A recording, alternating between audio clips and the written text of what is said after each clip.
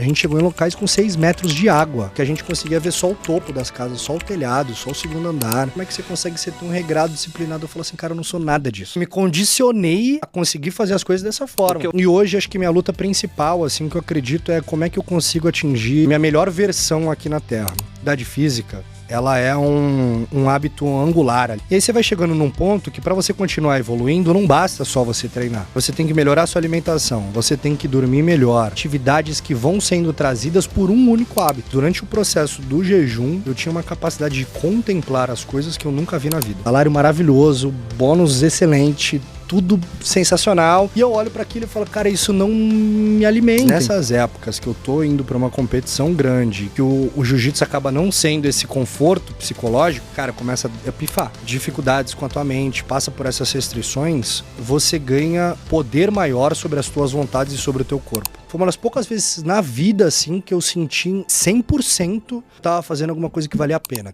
Estamos começando mais um episódio do podcast Divisão Militar. Eu sou o John, o Tenente Rocha. Sejam todos bem-vindos. E hoje, Auleta, a gente está com um dos convidados, um veterano aí, um dos mais citados aqui nesse podcast, né? Citando a nossa tradição, tem um cara de peso aqui hoje. Além de ser um baita de um profissional, um excelente veterano, é também um grande amigo. Então, muito feliz em te receber aqui, Barreto. Obrigado por ter aceitado o nosso convite.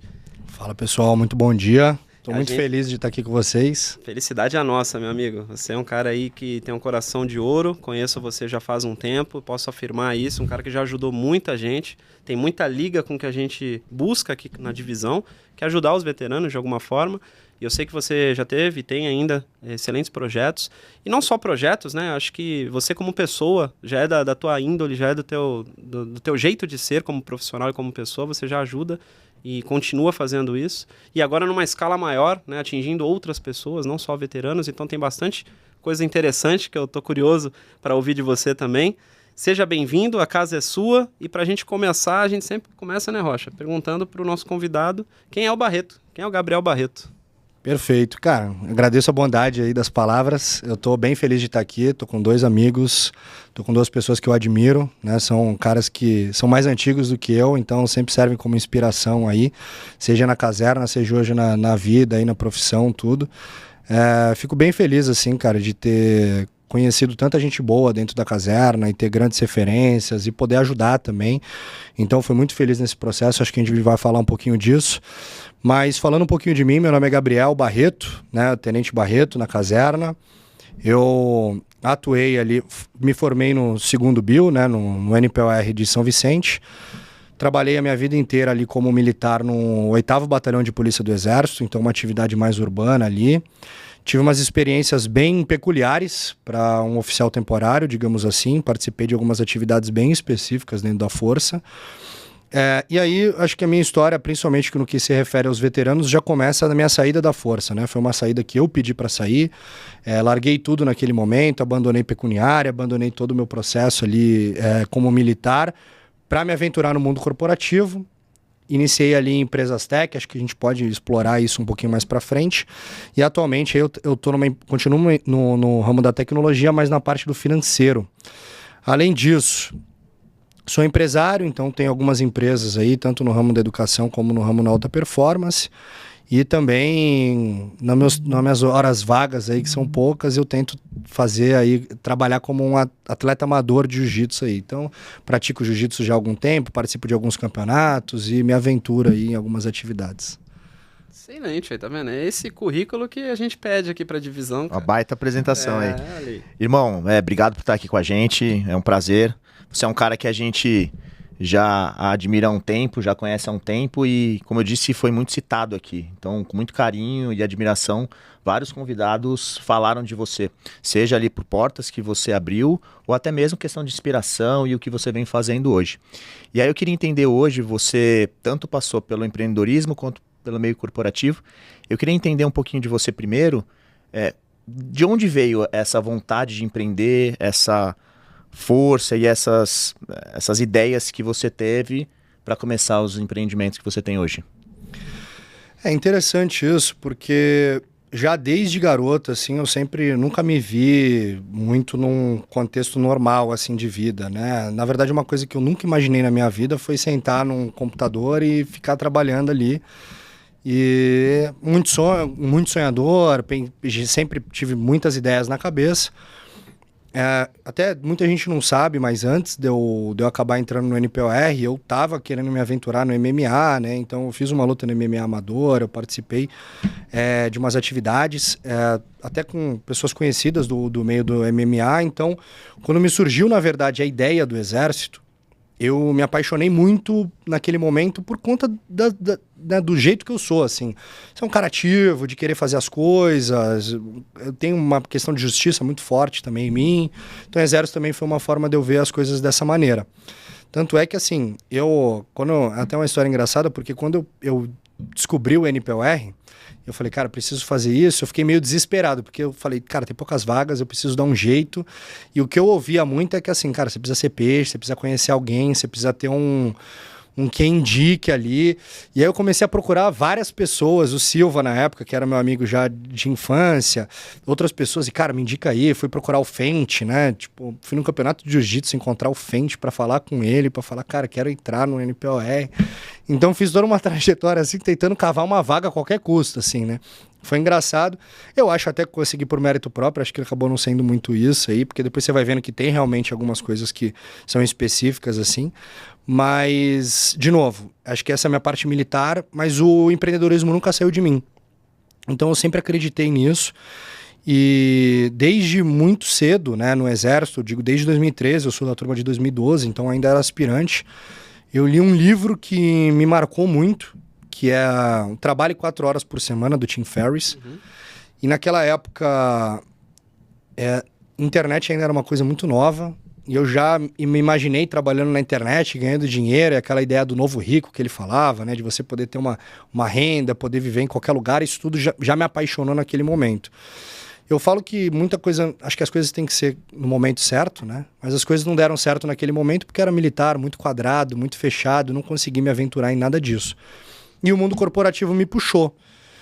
Mas tudo isso para dizer que acho que sempre teve na minha veia. E aí a primeira oportunidade que eu tive agora, as primeiras oportunidades que foram aparecendo, que o mundo corporativo me puxou, uma ótima oportunidade, o Facebook, né, a Meta, foi para o primeiro lugar que eu fui, me apaixonei pela ideia de viajar o mundo, de outras culturas, de coisas desse sentido. Só que assim que foram aparecendo oportunidades ali para eu empreender, eu comecei a me aventurar nisso daí. Então a minha história começa meio que eu sendo carregado um pouco pelas circunstâncias. E aí, num determinado momento, eu, cara, preciso começar agora a impor o meu ritmo, né? Impor o que eu quero pra mim. E aí foi aí que nasceu, e hoje eu tenho muita certeza do que eu quero, assim. Que realmente não é o mundo corporativo. Fazer todo dia a mesma coisa não rola, eu sei como é que é isso. E, cara, eu não sabia dessa parte do MMA, mas uma coisa, né, Rocha, que a gente consegue perceber que é muito incomum, que é muito comum, aliás, em quase todos que vêm aqui e contam suas histórias antes do Exército, é o esporte. De alguma forma, acho que quase todos que vieram falam que começaram, na verdade, pelo esporte, né? Seja arte marcial, seja qualquer outro tipo de esporte. Aí o esporte puxou para o Exército, e o Exército aí veio o corporativo, o empreendedorismo, no teu caso foram os dois. Mas conta um pouco, eu não sabia, agora fiquei curioso. Como é que era essa parte do MMA que você falou? Você realmente, na época, o MMA para você era prioridade? Você nem pensava ainda em Exército? Como é que era isso? Cara, é interessante, mas eu quero pegar só um gancho no que você falou que eu acho interessante. Esses dias me perguntaram numa caixinha de pergunta qual hábito principal que você me indicaria para eu ter uma vida de alta performance, algo nesse sentido. E eu falei para ele o seguinte, falei, cara, atividade física é o mais importante nesse contexto para qualquer pessoa. E por que eu disse isso? Eu entendo que a atividade física ela é um hábito angular ali, né? Eu fui ver esse conceito depois, né? Ela é uma atividade angular. É uma coisa que vai gerar outros hábitos em você. Por quê? Porque, por exemplo, o jiu-jitsu hoje, para mim, eu sempre fui apaixonado por lutas, né? Participei do MMA e no próprio MMA. Você começa a treinar e aí você tem que disputar com outras pessoas. E aí você tem as suas capacidades técnicas, você tem tudo e você começa a ver que as pessoas têm, às vezes, mais capacidade que você, mais treinamento, mais experiência. E aí você vai chegando num ponto que para você continuar evoluindo, não basta só você treinar.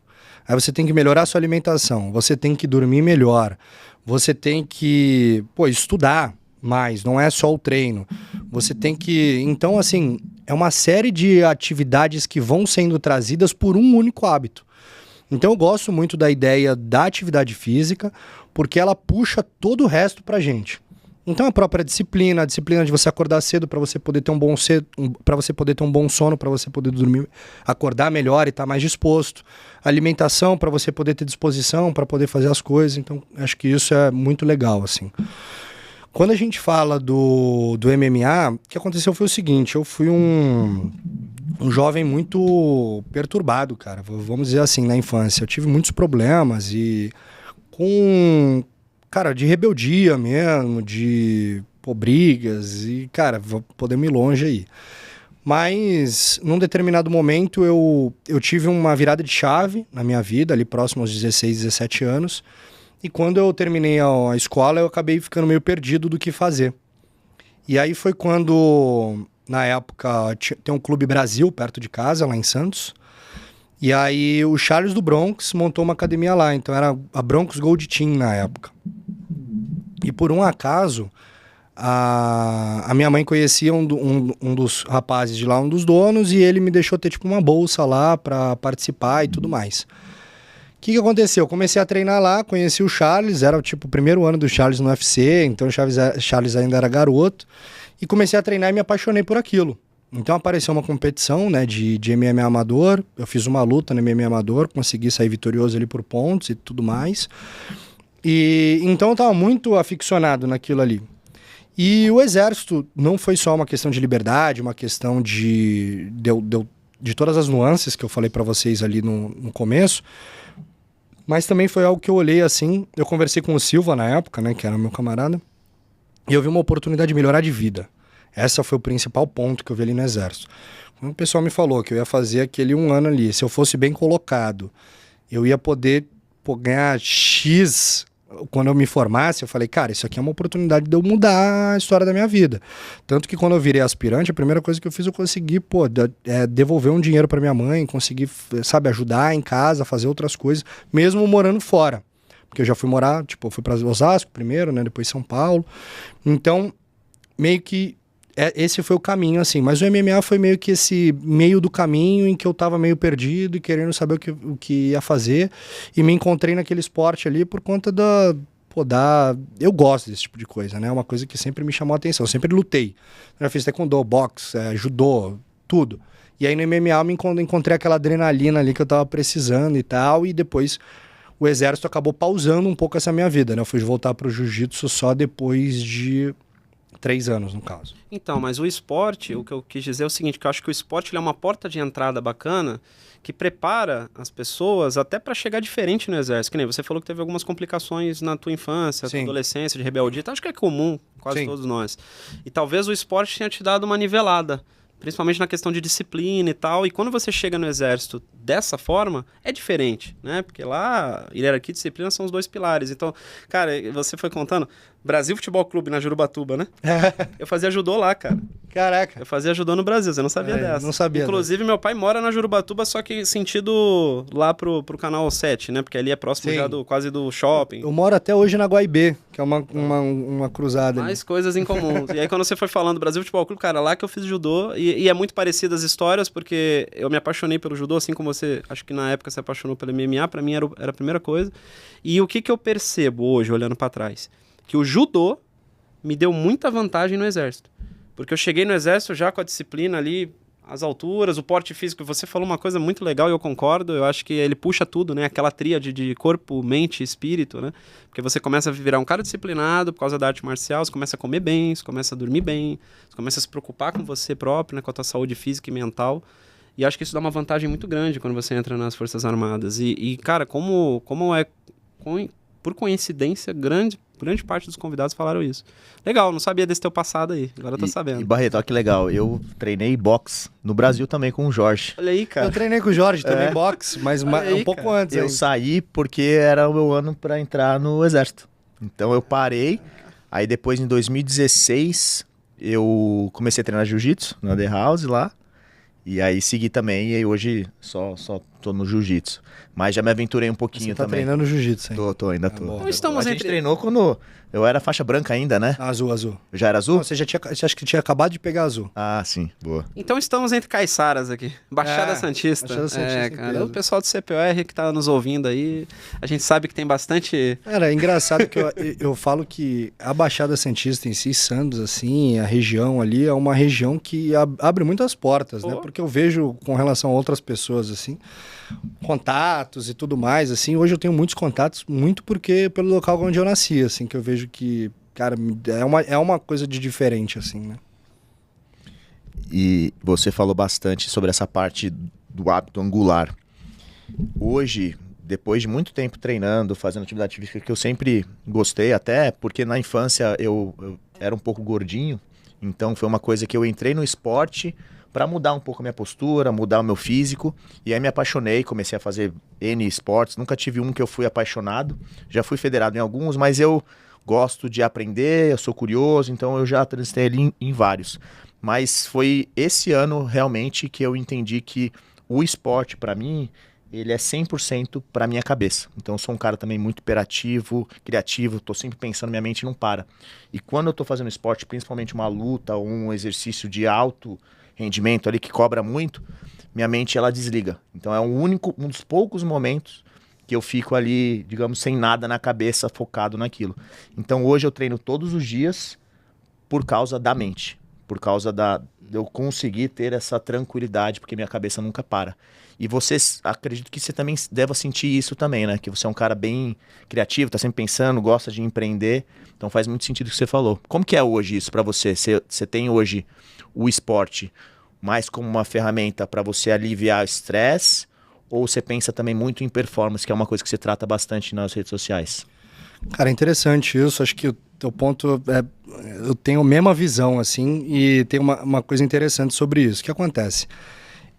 O jiu-jitsu, pra mim, é 100% mente. Então, é realmente... Eu acho, assim... Hoje em dia, todo mundo adora trazer coisas como TDAH, coisas nesse sentido. Eu não acho que eu tenho nada disso, mas, assim, eu tenho uma mente muito ativa. E eu sou um cara que... Eu sou ativo de maneira geral. Então, por exemplo, se eu passar um dia dentro de casa, eu começo a ter um ataque lá dentro, porque eu preciso fazer alguma coisa, preciso andar na praia, preciso treinar, preciso fazer qualquer coisa. Como eu tenho uma rotina muito puxada, o jiu-jitsu pra mim é o momento que eu desligo realmente e que minha cabeça consegue ficar só em um lugar. Que eu acho que o mais difícil hoje pra gente é realmente deixar os pensamentos, né? Então, realmente se concentrar em alguma coisa, fazer alguma coisa de corpo e alma ali, entregar.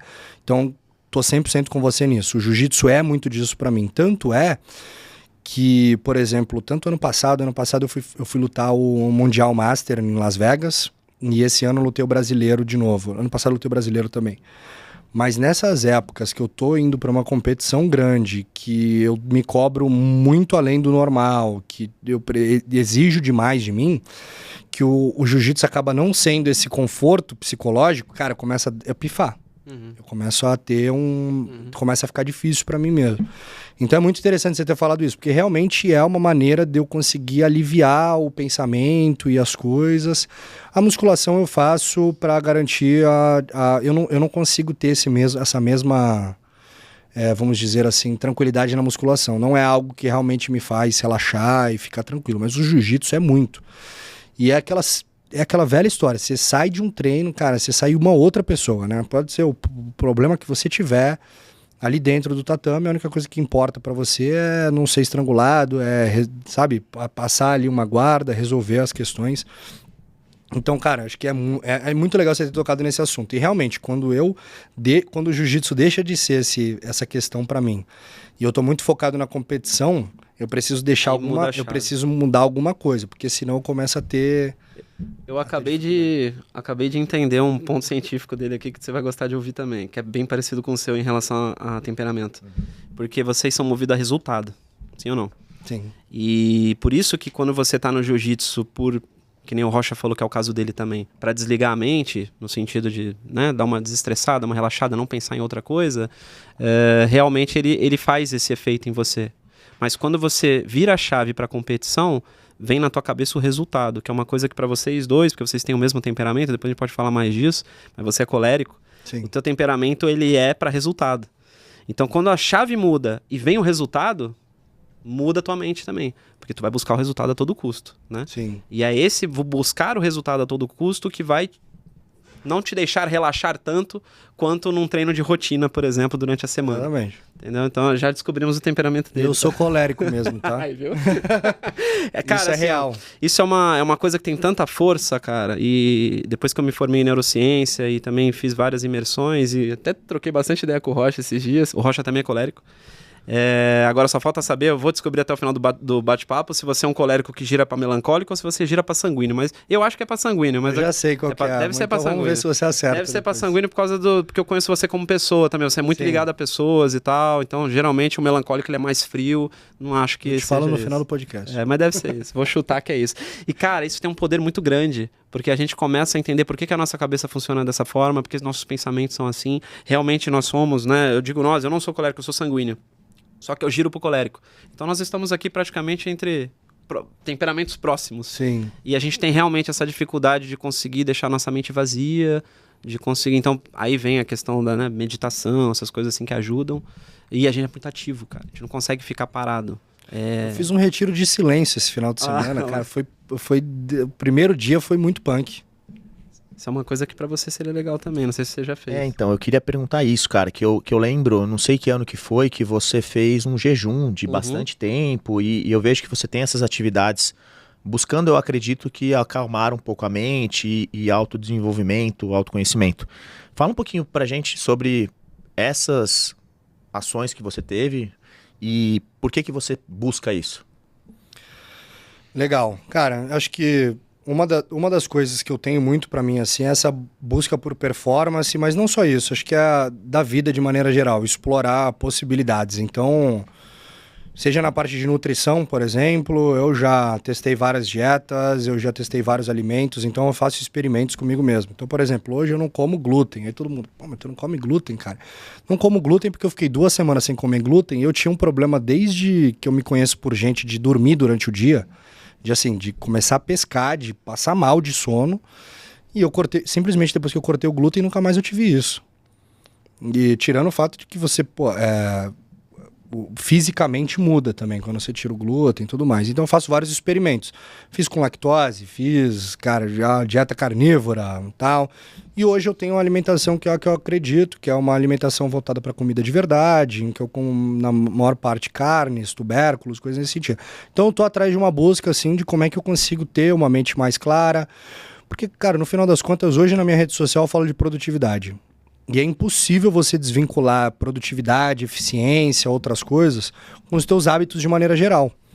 Então, assim, você pode ser o cara mais produtivo do mundo. Se você chegou num ápice de produtividade, para você continuar evoluindo, que era o que a gente estava falando antes até, você vai precisar mudar outras questões. Não é só encontrar uma outra ferramenta de produtividade, não é só...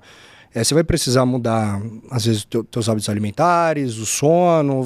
São pequenos incrementos, né? Porque o que eu entendo hoje em dia, uma coisa que eu tenho pensado muito sobre o assunto é o seguinte: quando a gente está na mediocridade que eu digo na média, né? A gente fala ali, sei lá, entre 45% e 60%, né? Aquela bem a meiuca mesmo. Eu acho que qualquer coisa que você fizer na tua vida vai gerar uma evolução legal. Mas quando você começa a evoluir, você quer chegar, tipo, num topo, vamos dizer assim, né? Quando você quer... Pô, como é que eu faço pra, sabe, chegar num determinado ponto diferente? Como é que, tipo, eu consigo evoluir? Você tá na cadeia, né? No topo da pirâmide, cara, cada 1% é muita coisa. Você vai ter que mexer em muita coisa na tua vida, às vezes, pra evoluir 1%, pra mudar um pouquinho da tua realidade. Tá? Então isso é uma coisa que me pegou muito. Então como é que eu vou mudando meus hábitos e tudo mais? E aí começo desse ano principalmente, eu dei uma relaxada agora porque eu tô focado em outras coisas, mas eu tava muito assim, cara, como é que eu consigo ser 1% em tudo? Tá? Dentro de 1% da população. Eu falo assim, cara, 1% da população carrega 2 vezes o peso do corpo no deadlift. Então eu vou ter que fazer 2 vezes o peso do corpo no deadlift. 1% da população corre X, cara, vou ter que correr X. E aí eu vou fazendo isso. 1% da população ganha tanto de dinheiro, cara, preciso ganhar isso. 1% da população tem, sei lá, abdômen trincado, vou fazer E aí, mas assim, não como uma coisa tipo, não como uma busca desesperada pela alta performance, mas um negócio tipo assim, meio, a gente tava falando de gamificar, né? Tipo, cara, deixa eu criar motivações pra mim, assim, então, cara, como é que eu vou buscar mais? E sempre, e uma coisa que hoje eu falo nas minhas redes sociais, que foi uma coisa minha também, eu não sou aquele cara obsessivo numa coisa só. Eu conheço pessoas que são extremamente elas podem mudar de assunto, mas elas são extremamente obsessivas em uma coisa e elas conseguem fazer a parada muito bem. Eu consegui encontrar um nível de obsessão, vamos dizer assim, em conseguir buscar um certo equilíbrio na vida, sabe? E eu gosto disso.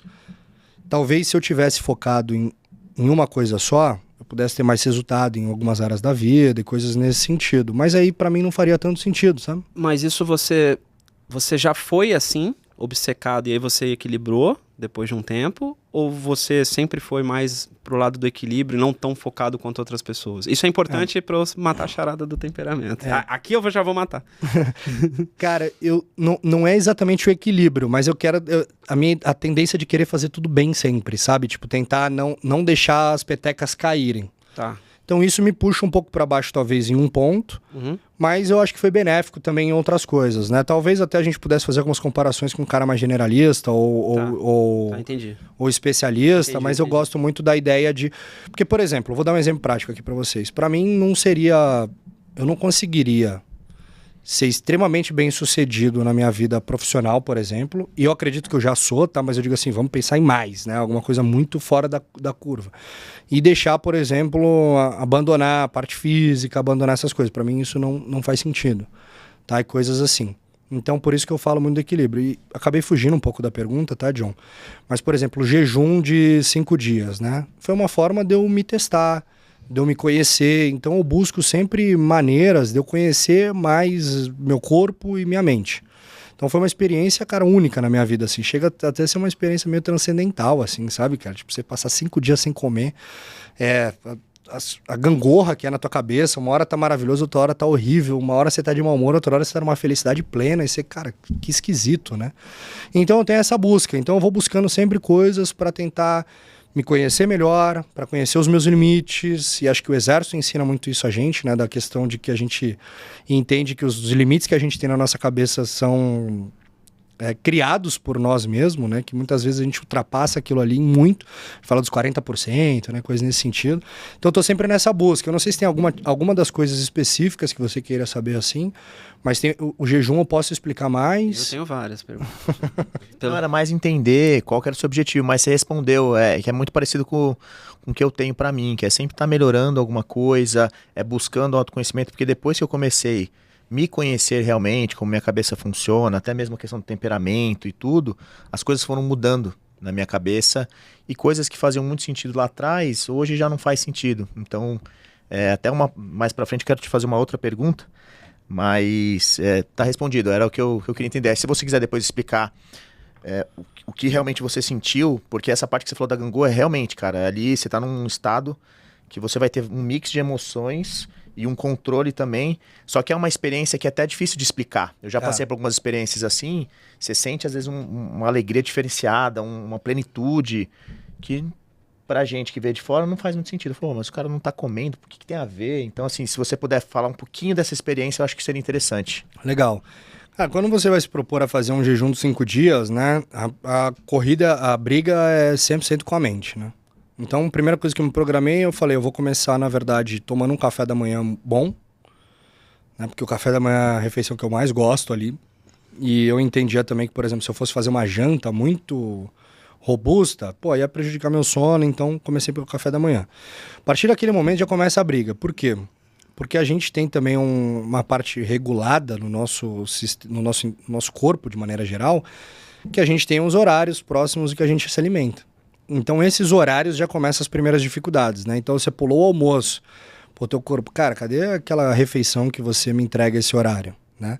E aí a janta, e aí cadê aquilo ali? Então, você vai passando por esse processo durante o dia, aí a primeira noite de sono, acorda, 24 horas. Aí o teu corpo já tá, né, um pouco desesperado ali.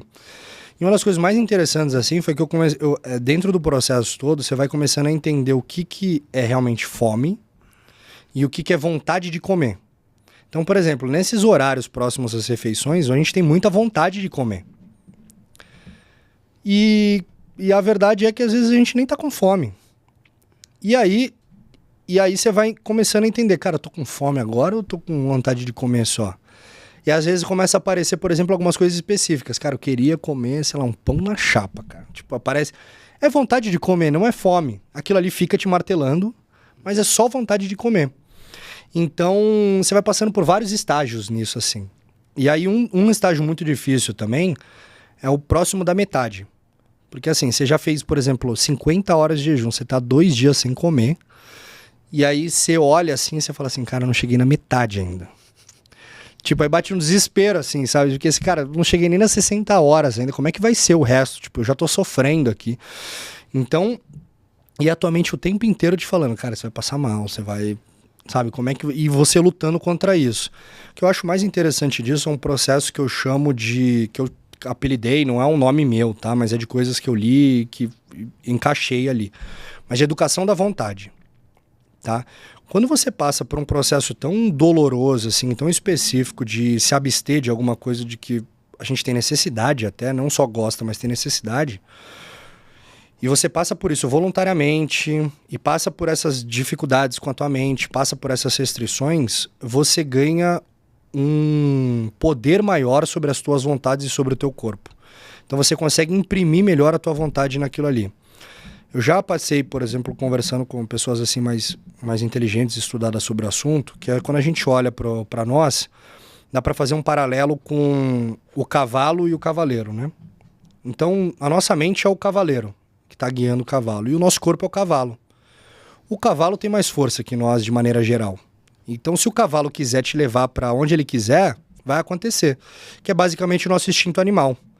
Então, a maioria das pessoas hoje é guiada pelo quê? É guiada pelo instinto animal. A alimentação do cara é só baseada no que ele dá vontade de comer, a hora que dá vontade, fazer tudo o que quer, viver no conforto, que é o que a gente fala hoje da vida comum. Então, quando você faz um processo desse, é como se você estivesse fortalecendo o cavaleiro. Então, você tem mais domínio sobre o cavalo, então você tem mais domínio sobre o corpo. Então, por exemplo, aquelas coisas... Vamos falar... Vou ir longe aqui agora, cara. Uma coisa que hoje muito tem se falado, por exemplo, e a gente fala dos jovens. Pornografia, exemplo. Cara, quando você tem domínio sobre você mesmo, você começa a dominar outras áreas, entendeu? Hoje, cara, tava conversando com uma pessoa recentemente, o cara é viciado em pornografia, tava me contando. O cara não consegue viver sem aquilo. E já se sabe hoje que é um problema muito grande, é um vício gigante. E como é que você consegue lidar com essas situações, por exemplo? Então essa é uma maneira mais interessante que eu encontrei. Quando eu saí desse jejum, cara, eu não fazia nada que eu realmente não quisesse. Eu tava 100% no domínio de tudo que acontecia comigo. Então assim... Não tinha uma comida que, sabe, tudo que eu precisava fazer, eu estava fazendo. Então, acho isso muito interessante. O jejum, ele vai passar por várias outras coisas. Então, por exemplo, você tem lá o princípio da autofagia. A partir do momento que você passa ali 60, 72 horas sem comer, o seu corpo ele começa a fazer uma renovação celular. Então, ele começa a limpar todas as células mortas, ele começa a tirar tudo que tem ali de antigo no teu corpo e começa a trazer coisas novas. Dizem que isso tem um poder de cura para doenças autoimunes, até coisas nesse sentido, que é uma coisa fantástica. Então, essa é uma coisa muito legal. Você tem também uma coisa que eu constatei ali depois fazendo bioimpedância. Eu perdi 3 pontos de gordura visceral.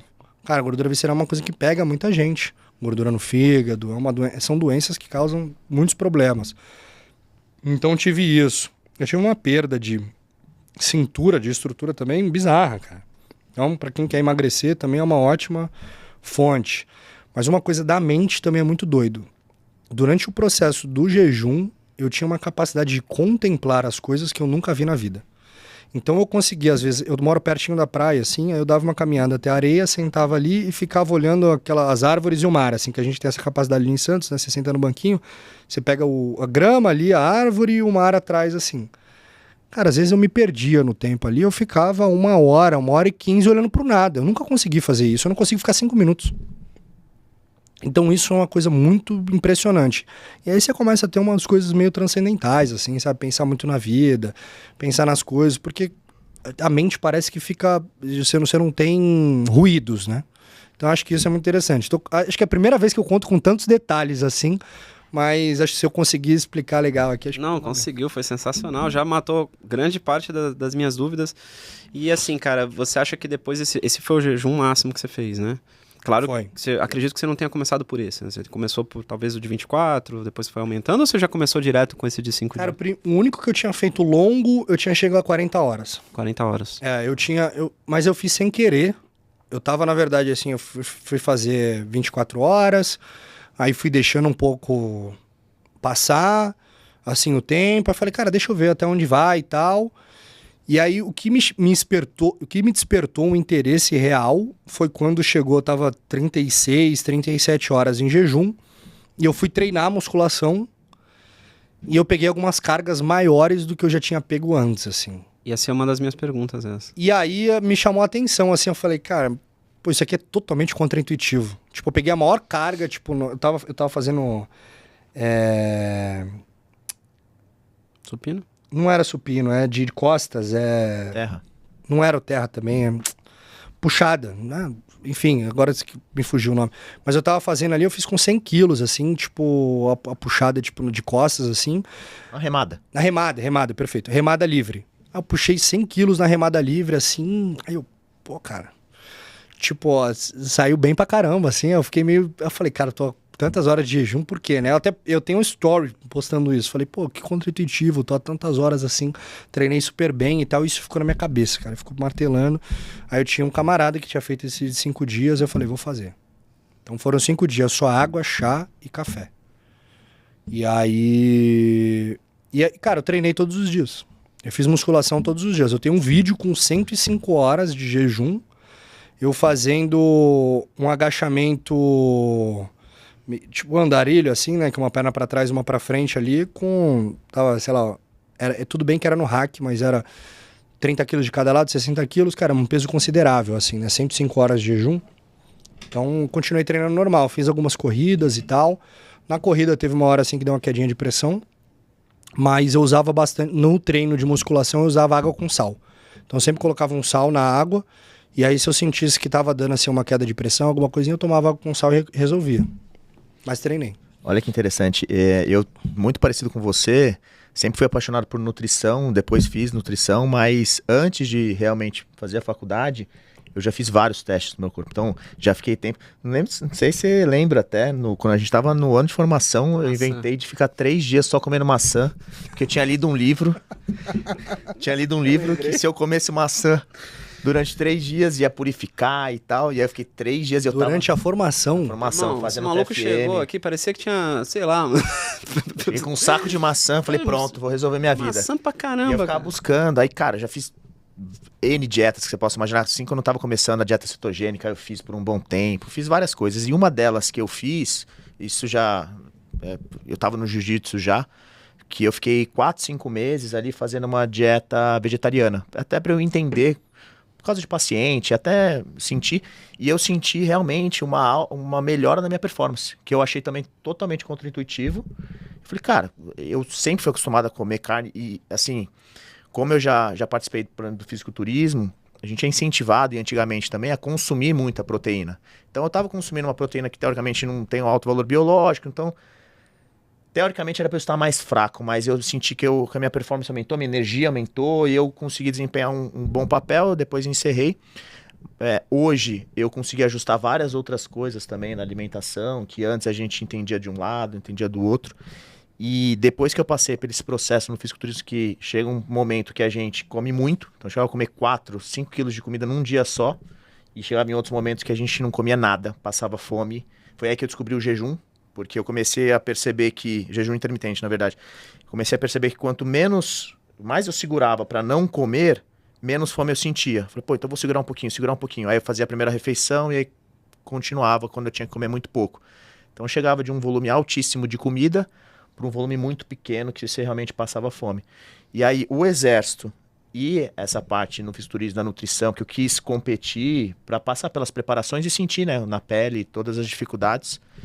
que eu comecei a dar valor para algumas coisas e realmente blindar a mente para assim, ó, eu vou comer isso, isso, isso. Então hoje eu como a mesma coisa todo dia, para mim é até melhor, eu não ligo. Eu faço às vezes 1, 2 refeições livres porque eu preciso. Então para você ter noção, Barreto, até eu já falei isso até pro Auleta, eu consumia uma quantidade grande de proteína, de refeições e meu peso ficava estabilizado ali. Hoje eu tô tomando 6 quilos de hipercalórico. 2 pacotes de 3 quilos e eu tomo isso num mês e aí meu peso tá aumentando. Então, realmente, eu tava precisando de mais carboidrato. Mesmo fazendo biopedância e tudo mais, comecei a testar, pô, começar a comer mais carbo. E eu já como um volume bom de comida. Você toma hipercalórico mesmo? Sempre fui falar assim, cara, não vou tomar hipercalórico, vou tomar só whey e tal, creatina. Falei, cara, vou fazer um teste. Comecei a tomar hipercalórico. Um mix, né? Tem proteína, tem oximase e outras coisas. E hipercalórico. Então, eu tomo... o shake que eu faço, cara, eu tomo 2 vezes. Num shake lá ainda coloco banana, abacate, dá assim, mais de 1.000 calorias. Você tá falando do suplemento mesmo, você compra um suplemento. Mas você acha interessante, por exemplo, por questão do próprio valor biológico? Então, sempre fui contra. Sempre falei, cara, não, hipercalórico é açúcar só puro, enfim. Igual na época lá atrás que a gente tomava dextrose, malto, enfim. Mas eu falei, cara, meu peso não tá aumentando, eu treino pesado, como bem e meu peso não sobe. Falei, deixa eu fazer um teste. Vou comprar um hipercalórico aqui para testar, que é um mix de proteínas e também de algumas fontes de carboidrato. Comecei a tomar. Cara, aumentou meu peso. Não fiquei embaçado assim de perder definição. Aumentei minha performance no treino crossfit, Gil e faço musculação. Comecei a sentir mais força, mais energia. Então eu entendi, mesmo fazendo biopedância e olhando, que estava faltando carboidrato. E aí o hipercalórico hoje está suprindo isso, cara. Impressionante. E assim, eu também sempre... Era só whey. Hoje você come carne, come outras coisas ou não? Hoje, minha alimentação, basicamente, eu faço 2 refeições de arroz, frango. Eu coloco um pouco de maionese para dar uma quebrada. E 450 gramas de arroz, 150 de frango. Antes eu também comia uma quantidade absurda de proteína. Hoje eu travo ali no 150 por refeição. Faço uma refeição, às vezes, com atum e torrada, que antes também não consumia glúten. Hoje eu dou uma flexibilizada. E faço essas 2 refeições com hipercalórico, sendo que uma vai banana, abacate, negócio, então assim, é um volume alto. Banana e abacate, a minha é um pouquinho diferente, cara, tipo, mas é engraçado, eu como as mesmas coisas todos os dias também, eu faço 3 refeições todos os dias iguais. Café da manhã, eu como 12 ovos com bacon e abacate. Eu já fiz, eu adorava. Eu comia isso aí de 12 a 20. Café da manhã é uma delícia, né, cara? É muito bom. Café da manhã é muito bom. Aí eu como kefir, né? Não sei se claro. É um iogurte natural, né? Feito pela bactéria ali. E aí com banana, sempre banana, 2 bananas e mais alguma fruta. Esse é o meu café da manhã. Aí, almoço, eu como 300 gramas de carne, 300 gramas de carboidrato, tubérculo de maneira geral, assim, ou batata ou mandioca, geralmente. Às vezes eu como arroz, porque quando eu quero ganhar peso eu preciso comer arroz, porque a batata e a mandioca não sustenta nesse sentido. E na janta eu faço a mesma refeição. Mas interessante você ter falado isso. O que me chamou a atenção foi você ter falado da parte vegetariana, né? De que você teve um aumento de performance, né? Você consumia muito carboidrato quando você estava vegetariano? Assim, eu não mudei muito quando eu tava fazendo esse teste. A única coisa que eu fiz foi trocar as fontes de proteína e eu tentei que parar um pouco ali. É óbvio que tem a questão do valor biológico. A quantidade de carne que eu diminuí, eu coloquei outras fontes de proteína. Mas eu senti, cara, que eu tava com mais energia, senti ali que tava treinando bem, que eu achei realmente. Força eu não cheguei a testar, mas no jiu-jitsu, corrida, essas coisas. E aí eu comecei a ver que existem alguns atletas, inclusive, que são vegetarianos. Sim. Mas assim, não foi algo... Foi uma percepção minha, né? Não sei se existe uma... É difícil. Mas eu senti isso, cara. Até falei lá pro Vini lá que treinava com a gente. Falei, cara, estranho, porque eu achei que eu ia estar morrendo aqui. Eu tô com gás e tal. Eu levo muito em consideração uma coisa que eu acredito muito quando a gente fala de nutrição, qualquer coisa nesse sentido também. Uma coisa que eu levo muito pra mim é o seguinte, que não dá pra você montar uma fórmula do bolo pra ninguém, né? Acho que a gente tem uma questão de individualidade biológica que leva muito em consideração. Por isso que eu gosto dos testes. Exato. Porque talvez um cara vai chegar pra mim e falar assim, cara, eu performo bem pra caramba na dieta carnívora. Pra mim não funciona, eu não consigo ficar sem carboidrato, entendeu? Tipo, pra mim não dá. Então, o outro cara vai falar, pô, performo hiper bem na vegetariana. Cara, pra mim também é uma coisa que não daria. Nunca fiz. Poderia ser uma experiência que eu poderia fazer em algum momento. Mas o que eu acho interessante é isso. Talvez uma coisa que valha pra que vale pra você, por exemplo, não seja o mesmo pra mim, né? Então, acho que a gente tem que saber também encontrar o nosso ideal de refeição, né? Por isso que às vezes eu troco assim, cara, será que isso aqui funciona ou não funciona? Tem uma época que eu só comi frango, agora eu só como carne. Então, tipo, eu vou vendo também. Acho que é legal a gente ter essa busca pessoal, porque o que eu vejo hoje, isso pra tudo, não só alimentação. As pessoas querem chegar, contratar alguém, seja um médico, alguma coisa assim, cara, me dá aqui a fórmula do bolo, por favor. Cara, não existe isso. A pessoa não... Se você perguntar pra pessoa assim, por exemplo, pô, que alimentos te faz mal? A pessoa não sabe dizer. Ela não sabe dizer que se ela comer um brócolis, ela tem flatulência, se ela comer um outro negócio, ela dorme mal.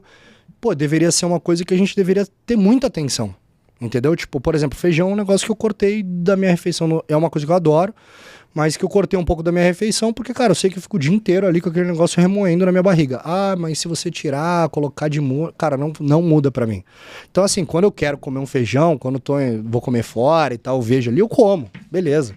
Mas no dia a dia, pra mim, não faz sentido, entendeu? Não, faz tudo. Então, o autoconhecimento é tudo, né, cara? São os testes, cara, porque tem hoje a questão da microbiota, que antes falava-se muito pouco, então cada um muda muito. Muda muito. Você pega gêmeos, aí depois de um tempo, dependendo de onde o cara foi morar, as experiências que ele teve, o que ele se alimentou, muda completamente. Se ele toma remédio, se não toma antibiótico, então muda. Então o teste é muito importante. E era uma briga minha na faculdade, principalmente por ser uma faculdade federal, eles eram um pouco engessados com alguns conceitos. E uma das coisas que eu tava na época estudando era realmente sobre o glúten, né? Que eu via que falava-se muito do glúten, é positivo, é negativo. Eu falei, cara, eu acho que não tem hoje tanto, na época, né? Tantos estudos robustos que podem comprovar, faz o teste, pô. Fica ali 1, 2 semanas sem comer e avalia. Não é porque está escrito no livro A, B ou C, faz o teste, porque tem individualidade e tudo mais. E assim eu apanhava muito. Os professores falavam, não, isso aí é coisa de... Enfim, é blogueira, isso, aquilo, cara.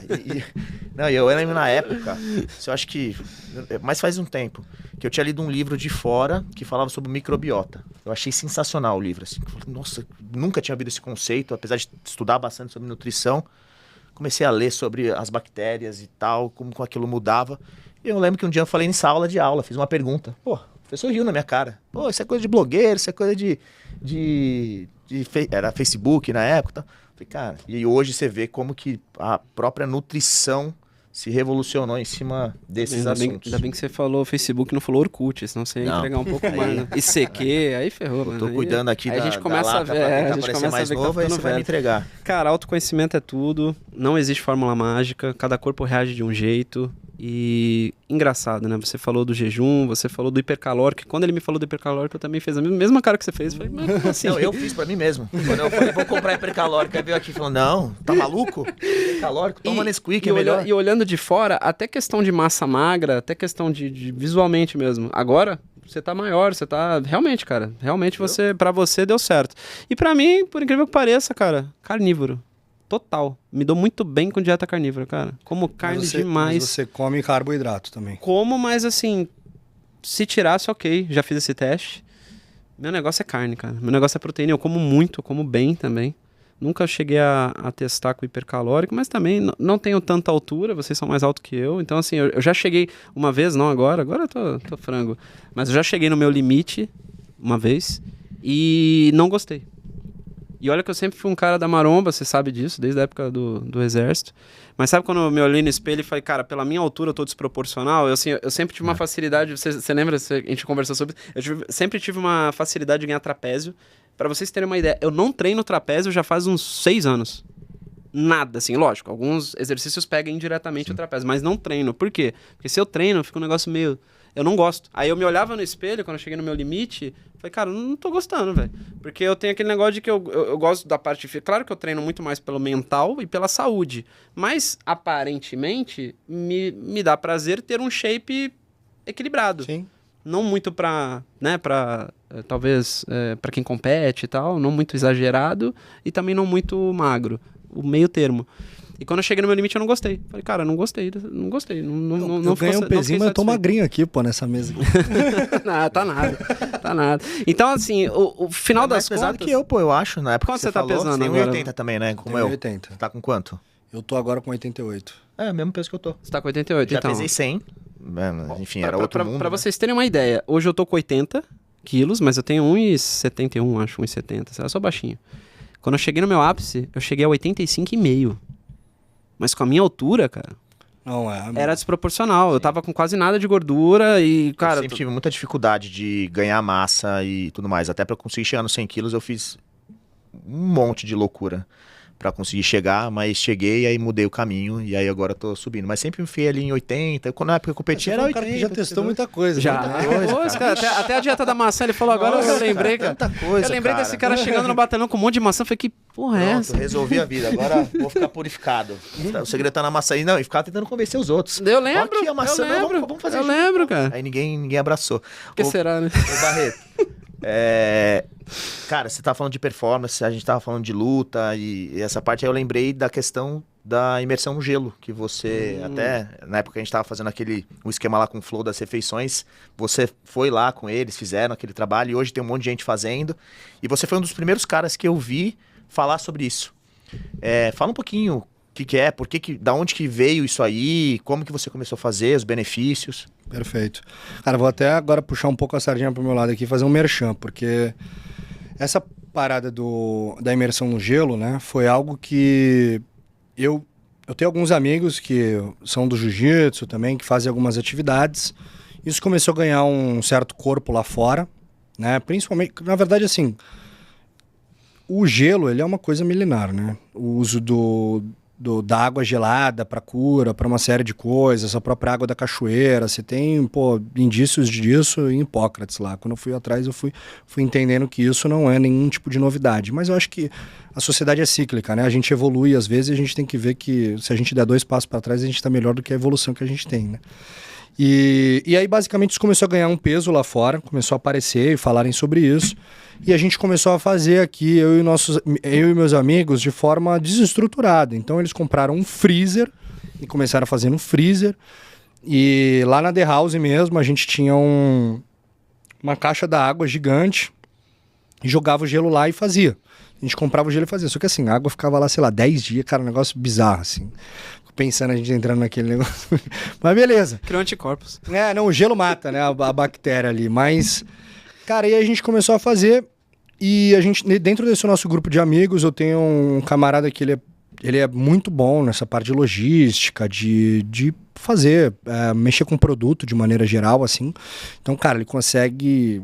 Assim, a gente desenha, como já aconteceu, a gente desenha uma marca, pensa no produto, a gente desenvolve e tal, e ele consegue fazer isso acontecer e trazer. E, bicho, o cara é gênio nesse sentido.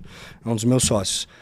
Então a gente se juntou e falou, cara, a gente é um grupo de amigos, a gente, tem, né, acredita nas mesmas coisas, vive o mesmo processo e tudo mais. Vamos criar um business nosso aqui. Foi meio que na brincadeira, assim, quase para falar. Obviamente que todo mundo é muito sério ali, mas a gente fez ali, vamos ver qual que é, a gente traz umas banheiras para cá. A gente já faz, não tem ninguém fazendo isso, então a gente foi pioneiro no Brasil, a Apex foi pioneira, e a gente já faz e a gente traz esse produto pra gente e revende. Então a gente foi lá, desenvolveu o produto, pensou na ideia da banheira, como seria e tudo mais, pegou ideias de fora, desenvolver uma marca. Então a Apex hoje, a minha empresa, a Apex, o nome dela Apex significa o cume, né? O ponto mais alto. Então, principalmente quando você fala do principal predador, né? Então, por exemplo, um leão, ele é um Apex Predator. Então, é o topo da cadeia alimentar. Então, essa é a ideia do nome. Então, é Apex Performance, o nome da nossa empresa, voltada 100% para produtos de alta performance, biohacking, desenvolvimento, tudo que foca nisso de alta performance. A gente criou essa marca e falou, cara, o nome tá muito bom, a gente conseguiu desenvolver um bom logo, tá tudo muito legal, vamos trazer as banheiras. Cara, a gente trouxe e o nosso estoque desapareceu. Por quê? Porque era uma demanda reprimida, o pessoal via na internet e não conseguia executar, não conseguia fazer, usava tonel, usava umas paradas muito doidas. E a gente trouxe, começamos com esse produto e começamos a fazer. E, cara, o primeiro estoque acabou, a gente trouxe, vieram outras marcas para competir com a gente. Hoje a gente já tem alguns concorrentes aí, mas o nome de peso é o nosso. Então a gente conseguiu atingir muita gente também com a marca. Eu, particularmente, alguns dos meus amigos também meus amigos têm muitos contatos, meus sócios têm muitos contatos, mas eu, particularmente, eu desenvolvi uma rede de networking muito forte, então consegui colocar para muita gente. Então, cara, a gente, sei lá, se você entrar no nosso perfil, você vai ver lá entrando na banheira de Pablo Marçal, a Graciane Barbosa, MC Daniel, a Jailson Malhadinho do UFC, cara, tipo, sabe? Caio Borralho. Tipo, e agora a gente vai ver o Onei Araújo, né? o Onei vai fazer agora. Então, cara, a gente conseguiu atingir muita gente. É um produto muito legal, a resenha, assim, o próprio conteúdo é um conteúdo legal, então muita gente se interessou. Então foi chegando muita gente e foi quando apareceu a oportunidade de a gente no Flow. Foi pelo Gnomo. O Gnomo, ele é um fisiculturista do Guarujá, então 013, assim, que nem a gente. Ele tava treinando lá, ele queria a banheira e falou, cara, vem pra cá e vem treinar com a gente um dia. A gente foi na Max Titânia, foi treinar com eles, conhecemos lá Cariani, o Júlio Balestrin, todo mundo, tiramos uma onda. E a gente levou as banheiras pra falar, cara, se acontecer alguma coisa lá, a gente vê. E basicamente o Igor foi treinar naquele dia.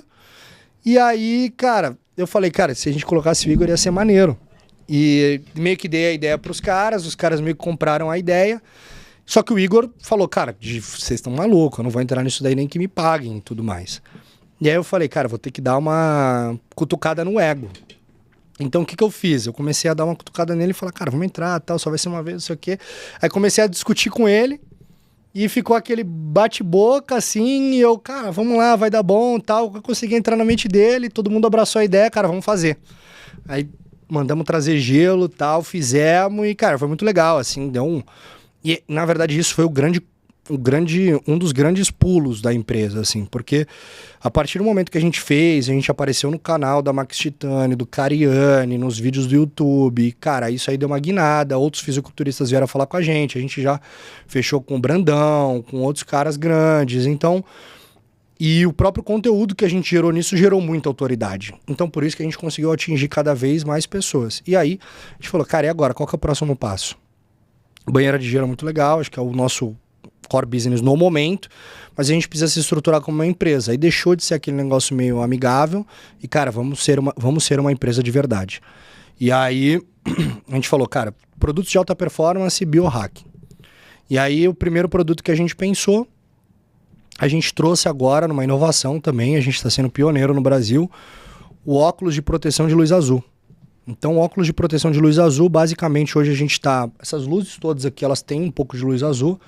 A gente recebe essas radiações da luz azul via telas, computador, celular e tudo mais.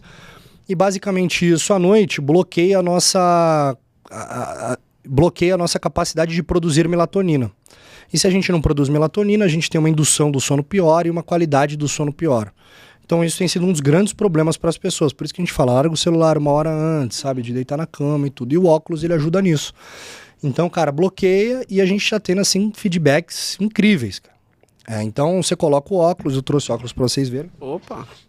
Vamos só ver como vou usar, inclusive. Eu queria já ter trazido para vocês, na verdade, como presente, mas... Não, fica tranquilo. A gente teve uma situação que aconteceu ontem, que eu falei para vocês, e a gente acabou perdendo um pouco o controle, né? Foi uma situação boa, mas... Tipo de situação que a gente espera que aconteça mais vezes, a gente né? teve Então, até contando aqui no podcast, a gente teve ontem umas repostagens, né? Então, a gente teve uma divulgação grande. E em uma divulgação, em um dia, a gente esgotou os nossos produtos. Então, estamos esperando chegar os novos aí. Mas, ó, esse daqui é o nosso mais legal, que ele é protege 95% da luz azul. Então... Ó, caramba, Tony Stark. Caraca, velho. Só aqui, ó, sexta-feira. Aumenta a iluminação aqui na minha. Cara, é confortável, muito confortável. Realmente ele dá uma... E olha, vou te falar uma coisa, não sei se você sabia, né? Eu tenho problema com o olho, é comigo. Além de ter grau muito alto, eu uso lente de contato, né? Mas eu tenho sensibilidade no olho. Então essa questão da luz, pra mim, é um problema. Quando eu saio de ambiente escuro, vou pro ambiente claro, isso pra mim é muito prejudicial. Esse aqui é o de 70%. Eu não pude, inclusive, fazer a cirurgia do olho por conta disso, porque falaram que se eu fizesse a cirurgia do olho, o grau ia diminuir, mas essa minha exposição à luz ia ser prejudicial, eu não ia conseguir nem abrir. Exatamente. E quando eu coloquei o óculos, primeira coisa que eu senti, alívio. Cara, além de ser super confortável, e fiquei parecendo o Tony Stark, falta só a grana dele agora. Cara, já tá aprovadíssimo já. Coloquei aqui, pô, ficou legal também. Ficou com um cara de mais inteligente ainda. O amarelo, ele é mais confortável para usar no dia a dia. Ambos amarelo é esse aqui? Ambos têm proteção UV 400, então também ajuda no sol. Mas o amarelo ele é mais confortável para usar no dia a dia. Eu gosto de usar ele para dirigir à noite, por exemplo, é uma coisa muito legal. Ele dá uma escurecidinha a mais também, né? E o vermelho, ele é, cara, justamente para você usar quando for dormir, assim, e, cara, dá um sono real. Eu vou fazer propaganda do teu produto agora, vou ficar com ele até o final do podcast. Bora. Cara, e isso era a diferença que eu ia te perguntar exatamente. Na tonalidade, né? Acredito que um seja mais pro dia, outro pra noite, ou não necessariamente? Não necessariamente, mas na aplicação prática, assim, geralmente o vermelho é mais pro final do dia. Eu uso dessa forma. Então, o amarelo à tarde eu já consigo usar tranquilamente, já uso geralmente. E o vermelho eu uso antes de dormir. Então, ali 2 horas antes de dormir, 1 hora antes de dormir, eu já coloco, enquanto eu tô mexendo no celular. Até coisa assim, né? Hoje eu tenho uma preocupação muito grande com sono, então eu evito usar o celular antes de dormir e tudo mais. Mas, cara, a gente sabe que na correria que a gente vive tem dias que não dá. Tem dias que às vezes você vai estar resolvendo o problema até o horário de dormir. Então aí com o óculos eu fico mais tranquilo, consigo usar, não me tira o sono, sabe? Não dá aquela... que às vezes a gente fica muito eufórico quando tá mexendo no celular ali na cama e tal. Então o óculos ajuda bastante nesse sentido. Aprovadíssimo. Também, inclusive, bastante. Vamos deixar o link aqui, né, Rocha? Para o pessoal que quiser comprar o óculos. Cara, recomendo, viu? Bem legal. E você falou do sono, cara. O sono uns 2 anos atrás comecei a me preocupar bastante.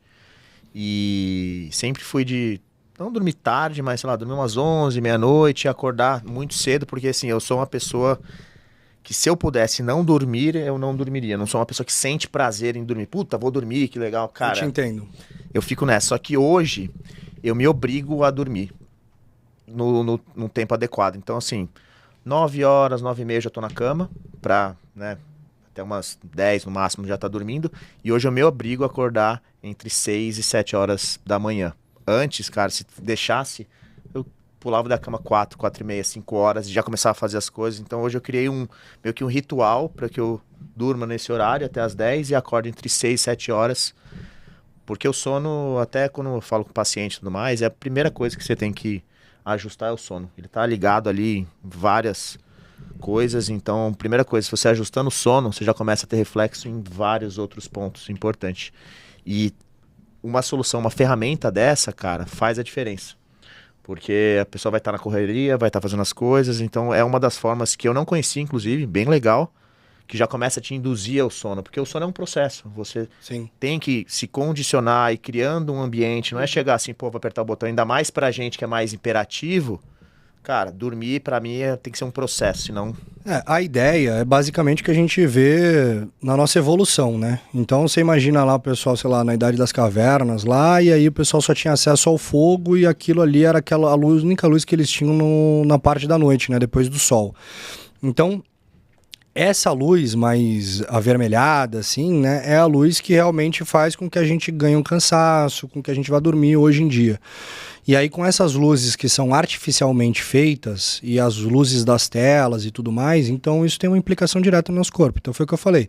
Eles vão atuar nas glândulas ali, você vai ter uma produção, vai bloquear a tua produção de melatonina, e isso vai gerar uma série de problemas, tanto na parte de você ter uma indução do sono pior, então você não conseguir pegar no sono, e até mesmo vai melhorar, você produzir a melatonina vai melhorar a qualidade do teu sono. Então, cara, assim, acho que a gente acertou muito, né? Vocês podem atestar aí, acho que a gente fez com muito carinho, o produto tá muito bem desenvolvido, a capinha ainda tá ruim, mas a próxima capinha que vai vir vai ser assim, cara, nível Oakley, sabe? Tipo, nível os padrões dos melhores óculos que tem aí. Muito legal, cara, parabéns. A gente tá bem... Cara, gostei muito, parabéns mesmo pela inovação, o produto é muito confortável, não tô falando aqui só porque, não, é porque é mesmo, cara, é mesmo. Assim que eu coloquei no rosto, falei, caramba, porque eu tenho essa dificuldade também. Eu tenho essa dificuldade também. Quando eu usava óculos, né, antes da lente de contato, eu sempre me incomodei que o óculos ficava pegando o nariz, e ficava incomodando. Cara, quando eu coloquei esse aqui... Ele é confortável, né? Confortável, cara. Leve, confortável. Parabéns. Inovação aí que eu tenho certeza que vai estourar. Mais uma. E tenho certeza que não vai parar, né? Não vai. Já tem o cara que traz, já tem ali, tem vocês que são criativos, tem o desenho. Cara, vocês acharam ali o... A gente tem uma esteira de produto já desenhada. Infelizmente, eu não vou poder... Depois eu conto, depois eu conto pra vocês, mas no podcast aqui vai ficar difícil falar, mas vocês vão ver que vão ter coisas grandes. Mas por essas duas inovações, que é a banheira de gelo e o óculos, tenho certeza que as próximas que virão também virão no mesmo nível, até melhores. Parabéns. Ô Barreto, mas aí tem uma coisa que eu passei muito por isso, e alguns amigos também, que o cara que é muito criativo, tem muita ideia e tudo mais, geralmente, algumas vezes ele acaba errando. Ah, sim. Ele acaba errando, ainda mais quando é um pouco inexperiente, tá num ambiente novo, quer testar as coisas, então a gente... E no quartel a gente chama isso de bisonhice. Exatamente. É o famoso bisonho. Exatamente. Por isso que a gente tem um quadro aqui no nosso podcast. A gente tem aqui uma réplica de uma chave de cadeado Já que o recruta perdeu alguma perde. coisa? Né? Sabe aquela chavinha de cadeado que É simbólico, o recruta né? perde? Simbólico. Eu queria colocar a foto aqui, porque eu tenho uma foto emblemática. A gente dessa põe. chave A gente põe. Manda pra mim que a gente... Manda que a gente põe. Eu vou mandar pra vocês. Inclusive, aqui. essa foto tá aparecendo aí agora. Aqui. Depois eu mando, então vocês conseguem colocar. Né? Basicamente, carregando um tronco de árvore, cara. E era o que? Era uma chave ou um fuzil? Cara, na verdade não fui nem eu que perdi, mas era um fuzil. Mas acabou sobrando pra mim. Sobrou ali. pra você, cara. É que o Auleta queria. Ele queria, na verdade... Eu falei, cara, uma chave que é mais tranquilo, dá pra ficar na mesa. Ele queria um pau de fogo. Então ele queria que você estivesse agora segurando um pau de fogo gigante aqui, simulando. Aqui. É que ia dar problema pra entrar aqui, Pô, né? A produtora passa ia ali achar na porta, estranho. pô. Mas tá tudo Ia ter certo. que trazer numa caixa de violão, né? Pô? Cara, esse é o quadro que a gente tem, né? O Já Fui Bisonho. Pra você contar aí uma história que você lembre quando você tava na caserna ou na tropa, que você foi bisonho, você deu aquela bisonhada. Quem nunca, né? Cara, são muitas histórias, assim, mas acho que às vezes a gente tende a contar mais as vitórias do que as derrotas, né? Então algumas passam despercebidas, assim, mas acho que eu tive um processo de bisonhice como aluno, né? Que foi o seguinte, foi que eu confiei num tenente mais antigo, e aí eu tinha acabado de passar pelo campo básico, e aí eu falei, campo básico foi muito tranquilo. Eu tinha sido destaque e tal, então você tá com a moral elevadíssima, né? Eu falei, cara, o campo básico foi um mel, né? Foi muito tranquilo. E aí, cara, a partir disso daí, o Jaci, não sei se vocês conheceram o Jaci? Sargento Jaci? Sei quem é. Ele acabou sendo mais emblemático pra turma de 2010, ali depois e tal. E aí, basicamente, ele me pegou pra Cristo. Então, tipo assim, esse camarada contou pra ele. E aí, basicamente, assim, qualquer coisa que acontecia era eu rastejando, eu fazendo tudo e fui perseguido ali. Então, eu acredito que a minha bisonhice aí foi principalmente ter sido menino, né? De achar que, ia conseguir falar e que foi bem e tal, e que tava tudo tranquilo, e sempre pode ser pior, né? Eu tô pensando em outros aqui também. Eu fiquei curioso saber do tronco da árvore. Como é que foi essa história aí? Cara, basicamente, o que aconteceu foi o seguinte, Não, fuzil. Fuzil, perdão. Cara, mas é grande, eu vou mostrar. Basicamente, a gente tava no campo de patrulha, e aí chegou de madrugada, era pra ter o pessoal fazendo a segurança do acampamento, ninguém fez a segurança do acampamento, os instrutores invadiram, cara, né? Vocês já conhecem aquele tumulto, bomba, chute e tudo que vocês imaginarem. E aí nisso, cara, um fuzil desapareceu. E aí foi todo mundo pra água, 3 horas da manhã na Serra do Mar, aquela coisa, entra dentro da água e, jacarezinho, todo mundo só com o olho fora. Até o primeiro aluno ter o princípio de hipotermia, tira todo mundo da água, aquece o aluno, tudo mais e tal. E aí falou, um fuzil ficou desaparecido. E agora vocês têm esse tronco aqui de, sei lá quantos quilos tinha aquilo. Cara, é muito grande. Vai aparecer a foto aí, vocês vão ver. E aí, no final das contas, quando eu vi, já tava comigo. Você mesmo. Porque foi o que eu falei. Isso tudo, por quê? Porque eu virei um alvo, né? E aí, cara, tudo que tinha oportunidade de vir pra mim, vinha pra mim. E aí era isso. E aí a foto tá bem legal, cara. Aquele momento que a gente, cabelo quase na zero, né? O tronco gigante e tal.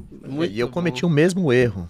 Que foi desafiar o instrutor e falar que tava um mel, que eu falei pro instrutor antes do básico que minha carcaça era infinita, que ele podia fazer o que ele quisesse, que eu não ia baixar. Cão nuclear, né? Cara, fez tudo que era já chamava o Rocha de Buzz Lightyear. Quando ele falou minha carcaça é infinita, infinita e além. Foi daí que eu tirei, né, pô? Cara, o legal dessa nossa conversa é que a gente falou de atividade física, né? Falou bastante da parte do exercício, de alimentação, mas no final das contas a gente falou de mente o tempo todo, né, cara? E vocês dois, como eu falei no começo, vocês são movidos a resultado e a desafios. E realmente vocês se desafiaram muito. Essas são as duas palavras mais fortes do colérico, desafio e resultado. Vocês se desafiaram muito. O autoconhecimento, do ponto de vista de conhecimento mesmo, de ser curioso, de saber mais sobre si. Isso é uma característica muito boa, muito positiva, mas o que move isso dentro de vocês é o desafio e o resultado. Desafio de fazer um jejum que, beleza, já consegui 24, já consegui 36, agora eu quero de 5 dias. Desafio de, já tentei várias dietas, agora eu quero uma nova. Então vocês são movidos por desafios e por resultados. Parabéns, é muito legal isso. Isso hoje para mim faz todo sentido, né? Porque conecta a ciência, né, a sabedoria, com a parte espiritual, né? Eu tinha muita pergunta para te fazer, mas uma delas ia ser no sentido também de quando a tua cabeça estava bem, assim, lá pro 3º, 4º dia do jejum. Tenho certeza que deve ter vindo um sentimento meio que espiritual também, né? Que muitas pessoas relatam isso, para você até conseguir se comunicar, independente da religião, né? Eu, pelo menos, não quero falar de religião aqui, mas acreditar que existe, né, um ser maior, né, o Criador, e muitas pessoas relatam que quando passam por jejum e que realmente conseguem essa proximidade, porque a mente realmente ela fica vazia, vem aquela sensação que acho que foi você que citou de plenitude, que a gente não sabe explicar, que muitas vezes a gente busca isso de outras formas e às vezes não consegue, porque a cabeça não para, né? E quando o jejum acho que talvez facilite isso, tanto que não é à toa que muitas das pessoas que procuram esses refúgios para se conectar mais com o Criador passam por esse processo de jejum.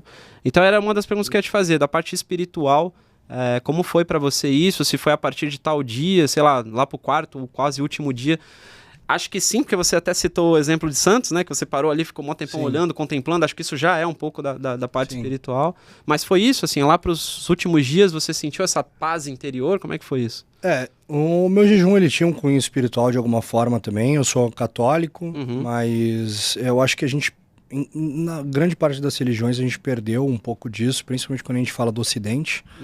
Tá, mas tinha um cunho espiritual e realmente você tem ali uma capacidade de se conectar justamente porque você está abdicando de uma coisa essencial para você, né? De uma necessidade. Então, quando você abdica dessas coisas que te atingem sensorialmente, você se abre mais para outras coisas, né? Para o espiritual, principalmente. Então, se você for ver, né? Não precisa nem entrar muito na questão da religião, mas uma coisa que eu acho que é quase, no Brasil, principalmente, para todo mundo, né? Quando a gente fala de Jesus Cristo, por exemplo, Jesus Cristo só começou, né, a trajetória dele como Jesus mesmo depois de ter passado 40 dias jejuando no deserto e ter sido tentado 3 vezes pelo diabo. E provavelmente esses 40 dias de preparação foram justamente sabendo que ele passaria por essas tentações. Então entra um pouco naquilo que eu disse também, né? Da questão da educação da vontade, de você conseguir e tudo mais. E se você pegar todas as religiões, principalmente as religiões fundadoras de civilização, né? As religiões abraâmicas e tudo mais, todas elas têm o jejum como contexto, um dos contextos principais envolvidos na religião.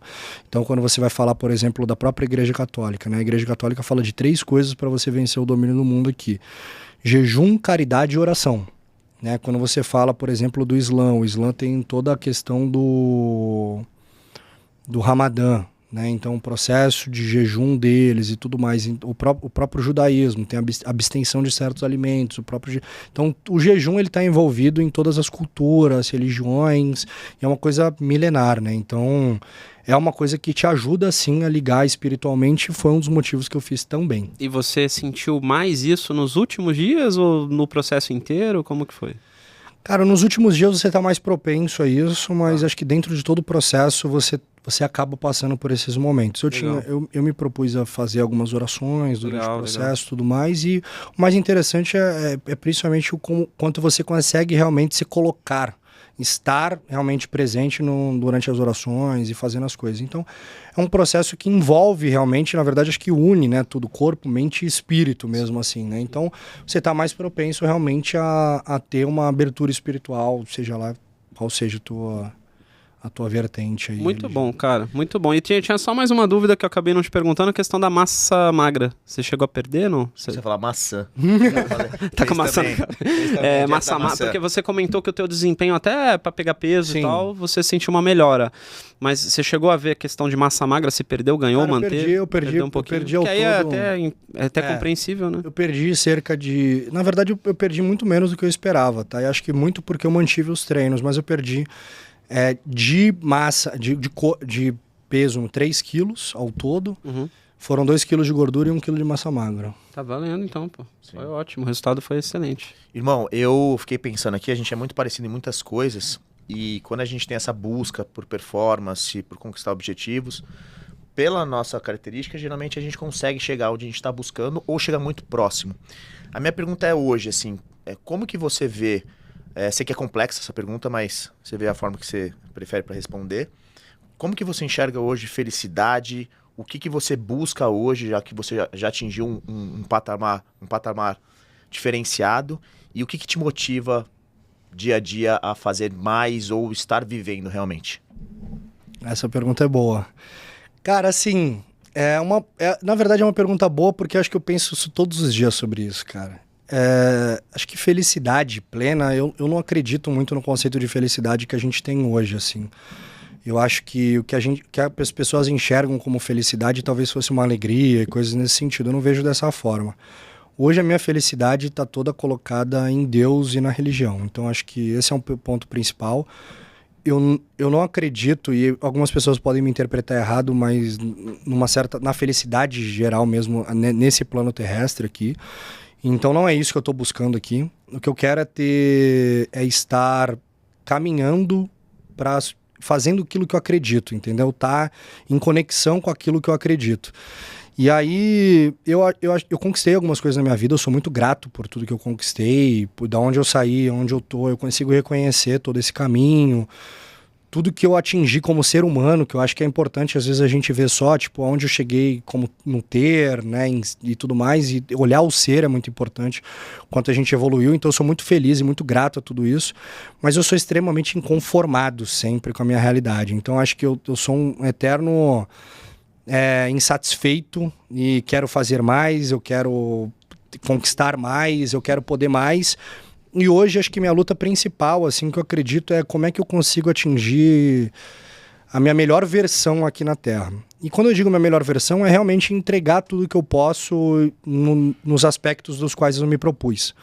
Então acho que eu defini algumas prioridades na minha vida, alguns objetivos, sejam eles objetivos de ter e sejam eles de ser, quem eu quero ser, que legado que eu quero deixar, o que eu quero conquistar no geral da minha vida.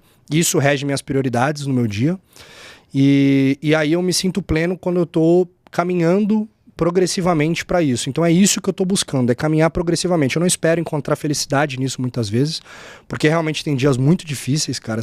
Tem dias muito desmotivadores até assim, mas eu acredito muito nisso. E eu acredito numa coisa também que é o seguinte: para quem às vezes está buscando alguma coisa, está correndo atrás e não está vendo resultado e sabe, e está encontrando diversos percalços no caminho e tudo mais, uma coisa que eu falo sempre, tem um filósofo espanhol que chama Ortega y Gasset, ele diz o seguinte, que nós somos nós e as circunstâncias. A gente tem uma limitação do que a gente pode fazer. Né, até onde a gente consegue ir. As circunstâncias vão ditar muita coisa pra gente. A gente é muito pequeno no mundo, no universo, né? Então, às vezes, a gente não pode ditar que vai acontecer uma guerra. A gente não pode ditar um Covid, qualquer outras coisas. Mas a gente pode sempre mudar a nossa perspectiva. Então, as nossas ações, o quanto é isso. Então, diante de tudo isso, olhem sempre o seguinte, não liguem para as circunstâncias vão se apresentar, vai às vezes vir momentos difíceis, momentos fáceis, momentos de sucesso, momentos todos, momentos de todos os tipos, mas sempre foquem naquilo que vocês podem dar diante das circunstâncias, como vocês se agem ao que as circunstâncias apresentam para vocês e como vocês estão fazendo o melhor de vocês no momento que estão, sabe? Então acho que a minha visão hoje sobre isso é meio que essa, assim, cara, como é que eu entrego o meu melhor, assim, onde eu puder. Sabe, tipo, poder ajudar as pessoas, cara, a religião hoje tá uma coisa muito forte pra mim, assim, eu tenho buscado muito, assim, tentar me tornar um ser humano melhor diante de Deus, então tenho uma busca incessante sobre isso, assim, mas o que eu não quero mudar é estar inserido no mundo, então eu tô inserido no mundo, então o que eu quero mostrar também é que, cara, eu faço minhas coisas, eu treino, eu luto jiu-jitsu, eu empreendo, tudo mais, e eu posso fazer tudo isso enquanto eu tô na minha busca pela salvação, pela religião, por Deus e tudo mais. Então acho que eu consegui unir essas coisas. Eu acho que se eu puder inspirar uma pessoa, às vezes, a poder fazer o mesmo, assim, eu acho que pra mim tá valendo a pena, sabe? Eu eu posso dizer, na minha opinião, que você já está em plenitude. Porque, na verdade, essa tua busca de sempre querer mais e sempre querer ajudar as pessoas e poder, direto ou indiretamente, fazer esse bem para quem você consegue, através das tuas inspirações e servindo como exemplo, é o que para você já traz uma alegria, né? Vamos colocar como alegria, Sim, não sim. como felicidade, mas é o que te dá plenitude. E para você é a mesma coisa. Só que vocês sempre vão se questionar. No intuitivo de vocês sempre vão se questionar, não, mas o que mais que eu poderia fazer? O que mais... Por quê? Porque isso é de vocês, é temperamento de vocês, é esse. E um pouco desse projeto grande que a gente está montando e estruturando é um pouco para eu conseguir me sentir bem. Sim. Porque eu meio que já estava chegando numa fase que assim, cara, beleza, eu consegui conquistar as coisas que eu queria, mas o que eu posso fazer a mais que realmente esteja todos os dias me inspirando, pensando, criando coisas novas? E aí conectou. E aí vem uma coisa legal, né? Cara, eu me apaixonei por neurociência, por isso que eu me formei e gosto muito do assunto que mexe com isso. E temperamento é uma das coisas que agora, né, a gente vem conversando bastante sobre isso. Quando você se conhece com profundidade, e aí eu vou puxar essa sardinha para a parte de neurociência, temperamento, etc., vai chegar um ponto que você vai falar assim, caraca, agora eu sei porque eu sou assim, e tá tudo bem, e eu vou continuar assim para sempre, e tá tudo bem. Porque eu preciso disso. Por que tem os 4 temperamentos? Você que gosta de religião, não sei se chegou a perceber isso, mas até quando, né, quando houve a escolha dos 12, Sim. também foi por temperamento. Sim. Então, e tem um motivo, porque cada temperamento tem seu objetivo no mundo. E vocês dois, cara, como eu tô falando com 2 coléricos aqui, né, e eu já sei pra onde você roda. Mas como eu tô falando com 2 coléricos, a mensagem que eu quero deixar pros 2 é a seguinte, entendam que vocês sempre vão buscar mais, porque é de vocês isso. E tá tudo bem. Estabelecer metas, ainda mais quem mexe com produtividade, claro que é importante. Inclusive, para quem não é do temperamento de vocês, é mais importante ainda, porque se a pessoa não traçar meta, ela se perde. Só que, deixa eu falar uma coisinha para vocês. Vocês vão traçar meta, vocês vão chegar na meta e nunca vai estar bom. Sim. Eu tenho consciência disso. Entendeu? E ter consciência disso já tá ótimo, porque é isso que vai te dar a plenitude que eu acho que você já tem. Porque eu vejo você como um cara... Lógico, não tô dizendo que você não tenha problemas, todos temos. Né? A gente passa por tempestades, às vezes, que até, né, são fortes. Mas a plenitude no sentido de que você já tem um nível de consciência muito bom, de autoconsciência muito bom, de autoconhecimento maior ainda, espiritualmente falando, religião, enfim. Então você é um cara bem equilibrado, então isso já te dá plenitude. Agora, só lembrem disso, vocês dois, e você também. Você vai traçar meta, você vai querer tal, mas vai chegar na meta e você vai falar, tá, agora eu quero mais. E vai ser sempre assim, e tá tudo bem. Por isso que esse projeto, né, Rocha, tá te fazendo bem. Exato. Porque é um projeto infinito. Chegar, vai pra outro que vai chegar. É um projeto infinito. Eu falo, hoje eu me sinto feliz, cara. Sim. Eu me sinto feliz. Esse é o ponto. O que não vai tirar os dias ruins, o que Sim, não vai tirar as dificuldades, o que não vai tirar todas essas coisas assim. Mas eu me sinto feliz porque acho que eu tô cumprindo o meu propósito. Acho que ainda tem coisas que eu preciso mudar na minha vida, mas eu tô encaminhando. Essa parte do corporativo é uma delas, assim, né? Eu não me sinto hoje realizado no mundo corporativo. Acho que não é mais... Acho que eu consegui atingir um grau bacana, principalmente no tempo que eu tenho, na idade que eu tenho. Acho que eu consegui ser muito bem sucedido nisso, mas falta agora eu encerrar esse capítulo. Eu tô próximo dele, eu já tenho os planos desenhados e tal. Mas E é engraçado, cara, sabe por quê? Encontrei o Bruno na reunião do Ozaki. Bruno que trabalhou com você. Ah, o Bruno Gomes. Uhum. Eu encontrei com ele na reunião do Ozaki. E aí a gente tava conversando, né? E por um acaso, obviamente, a gente falou de você. Uhum. E aí falou, não, o Auleta agora tá fazendo as coisas dele e tal, né? Tá com um negócio digital e tal, não sei o quê. E eu falei, cara, eu sinto, assim, de tudo que a gente já conversou, de todo momento, assim. Eu falei pra ele, cara, eu me sinto da mesma forma que o Auleta, e eu sei que ele se sentia dessa forma, às vezes meio não se encaixando dentro de alguns certos locais ali, sabe? Porque isso daqui que a gente tá vendo, e no caso a gente tava da reunião do Ozaki, eu falei, cara, isso aqui não é o que a gente espera pra nós, entendeu? Acho que prende demais a gente dentro de uma caixa que não é a nossa caixa, entendeu? Sensacional. Então, tipo, eu acredito de verdade nisso, e desde que a gente começou a se falar, a gente tem esse negócio, né? O próprio a gente também foi, no shopping lá, trocamos uma ideia. Até cara, eu vejo, assim, que tem algumas pessoas que realmente não conseguem se inserir dentro de um contexto normal, cara. E tá tudo bem, sabe? Acho que a gente tem que ter a nossa busca, né? Encontrar nossas direções e tal.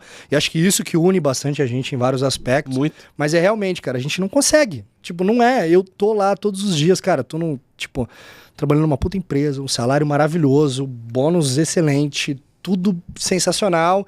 E eu olho para aquilo e falo, cara, isso não me alimenta, Por quê? entendeu? Move mais, né? Vocês entendem o poder Claro. da ciência e do temperamento? O nosso temperamento, ele tá para dinamismo. O nosso temperamento, ele não tá para mais do mesmo. E eu nada contra mais do mesmo. Mas tem temperamentos como o fleumático e o melancólico que preferem a segurança, que preferem a estabilidade, que preferem chegar sempre no mesmo horário, sair no mesmo horário, que são mais metódicos. Nós não somos assim. O caos me incentiva, a nós não pressão. somos assim. E, cara, eu sou muito feliz em ter conseguido, assim, estar no momento certo, na hora certa. Quando o Auleta tava meio que nessa indecisão, vou, não vou, tal, e eu cheguei com um facão, cortei ali a corda. Cara, eu vou te falar vem. que uma das coisas que, ó, vou abrir o coração agora aqui ao vivo, hein? Pro pessoal ouvir. Só tá a gente aqui, Cara, fica uma das tranquilo. coisas que eu mais precisava era do Rocha, cara, e eu não sabia disso.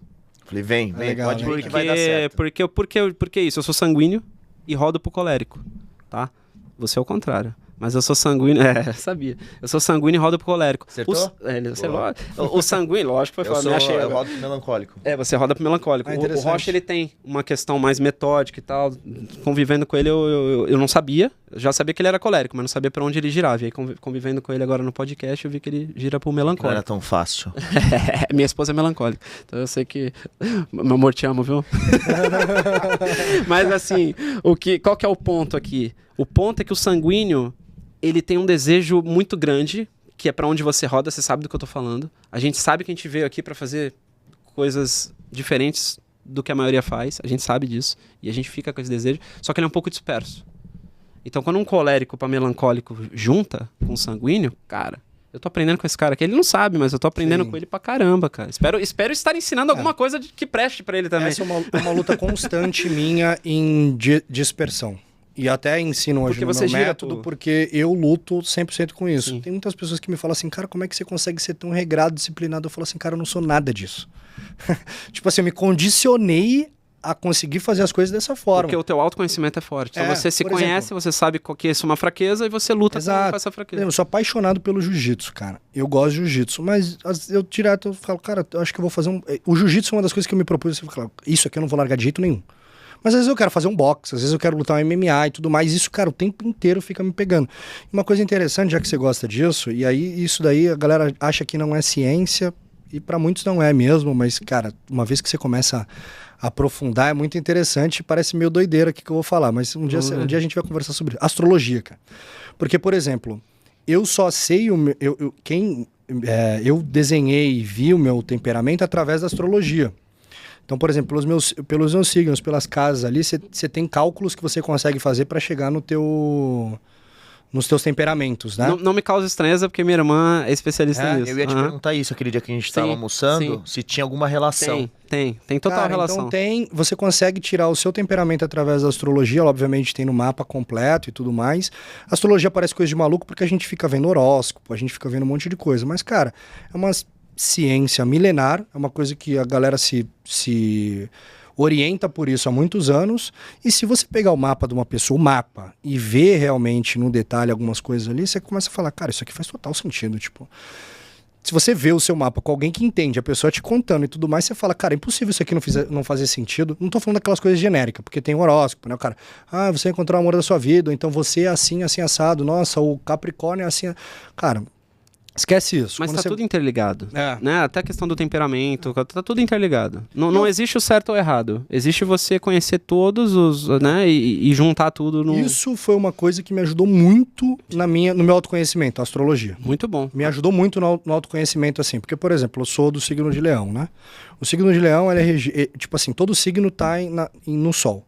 E o signo de Leão é regido no Sol. Por isso que, geralmente, o Leão é um signo que é mais forte, assim, né? Então, a característica deles são mais fortes, geralmente. Todo mundo... E ninguém gosta do leonino, né? Porque é muito característico. Mas, algumas coisas que tem, por exemplo, no leonino. Cara, individualidade, egoísmo, egocentrismo, algumas coisas assim que eu me deparei boa parte da minha vida lutando contra isso. Então foram coisas que me ajudaram no meu autoconhecimento, assim, entender. Vaidade, de alguma certa forma. Cara, minha vaidade é diferente, não é uma vaidade, tipo, física e tudo mais. Pra mulher, às vezes, a vaidade vai muito narcisista, assim, tudo mais. A mulher de leão, mas pro homem vai pra outras coisas. Então são coisas que eu fui vendo, assim, e falo, cara, isso aqui sou eu, no final das contas, entendeu? Eu terminei relacionamento porque, cara, eu era muito individualista. A pessoa falava, cara, você não consegue olhar pra nada além do palmo da sua mão, bicho. E aí você vai vendo, cara, tudo faz sentido. E aí são os próprios temperamentos e coisas assim, então são artifícios que a gente vai usando que não necessariamente precisam ser uma verdade absoluta, mas, cara, a gente tem que olhar e falar assim, cara, isso aqui faz sentido, isso aqui me ajuda de alguma forma, isso aqui pode ser uma ferramenta, porque tudo pode ser uma ferramenta para auxiliar a gente a ser melhor, né? Vai te dando uma pista ali pra você pensar. Eu passei por muitas dessas fases, até o Oleta que tava mais próximo na época, e fez eu realmente mudar. E aí hoje, tendo autoconhecimento e agora conhecendo mais sobre o meu temperamento, eu sei até onde eu posso ir, o que eu devo fazer, o que eu não posso fazer, o que vai me fazer mal, o que vai me fazer bem, até da rotina, de hábitos. Então o autoconhecimento dita tudo. E tem um poder muito grande de você conhecer sobre temperamentos e esses assuntos. Por quê? Porque além de você se conhecer, você começa a ler muito rápido as pessoas. E você sabendo ler as pessoas, você já sabe como é que a comunicação que tem que ser para essa pessoa que é fleumática, para essa pessoa que é melancólica, para essa pessoa que é colérica. Você sabe provocar. O que você fez com o Igor foi porque intuitivamente, o colérico sanguíneo tem muito essa intuição de saber lidar com pessoas, tem um bom relacionamento interpessoal e tal, você desafiou ele no que ele realmente precisava ser desafiado, porque ele é colérico. E o que o colérico precisa? Cara, é fácil provocar um colérico. Só você falar, duvido que você consiga fazer isso. Acabou. Você deve ter em algum momento puxado pra esse lado. Ah, cara, tu vai ficar nessa aí? Então, tu não vai conseguir. Tu vai de tudo. Tu vai perder pra um gelo? Acabou, cara. Irmão, lembrando aqui, olha só. Te dar esse presente. Olha aí. Oficialmente agora, integrante da divisão. Seja bem-vindo à divisão, meu amigo. Linda a canequinha, hein? E é pra usar, tá? Essa aí é pra usar mesmo, tá bom? Quando você estiver fazendo os seus jejuns com água, chá, etc., tome nesta caneca que ela vai te trazer melhores performances, tá bom? Linda. E, irmão, pra gente encerrar aí com chave de ouro, eu tenho uma pergunta e duas perguntas, na verdade. Uma, eu vi o trabalho e o esforço que você teve no Rio Grande do Sul, então que você foi pra lá, você se mobilizou e fez esse trabalho. Então eu queria que você contasse um pouquinho como que foi essa experiência lá e de tudo que você sentiu, assim, o que mudou na sua vida aquela experiência. E queria depois que você pontuasse duas soft skills que durante a caserna você desenvolveu ou você aprendeu que hoje você usa no empreendedorismo, na sua vida pessoal, nessas experiências diferentes que você testa. Legal. Vamos lá, Rio Grande do Sul, cara. Rio Grande do Sul foi uma das experiências mais fortes que eu tive na minha vida, acho que em todos os aspectos, assim, porque o estado de calamidade pública, de maneira geral, é uma coisa que pega muita gente, né? E ainda mais se tratando do nosso povo aqui, né? Então, eu vou falar um pouco primeiro da minha motivação, porque eu fui pro Rio Grande do Sul. Apesar de, obviamente, eu querer ajudar, eu fui para ajudar, eu fui para fazer tudo mais, mas o que me motivou a ir para o Rio Grande do Sul foi a revolta. Esse foi o primeiro ponto. Foi ter visto que a gente tinha um povo, né, nosso povo, um estado dentro do nosso Brasil aqui que estava abandonado e desamparado por toda e qualquer força do Estado. E enquanto as pessoas estavam morrendo, perdendo tudo que elas conquistaram na vida, por outro lado, os políticos largando de mão, a mídia mostrando show de Madonna, coisas nesse sentido, assim, então que ainda foram até por uma perversidade, assim, uma coisa muito louca, assim. E eu vendo tudo isso acontecer, cara, me gerou... Eu tenho um senso de justiça muito grande, me gerou uma revolta muito grande, cara, porque eu não conseguia... Eu via as pessoas pedindo pelo amor de Deus e o Estado não só não ajudando, mas muitas vezes indo contra, entendeu? Pessoas que estavam ajudando. Então isso me gerou uma coisa assim, eu falei, cara, preciso fazer alguma coisa. E eu comentei no meu grupo de amigos que a gente precisava fazer alguma coisa, precisava ajudar, eu já tinha ajudado um pouquinho de dinheiro, mandado e tudo mais. E aí, dois do meu grupo de amigos, dois irmãos, eles têm uma força muito grande nas redes sociais, e aí meio que num determinado momento eles engajaram e falou, vamos pro Rio Grande do Sul.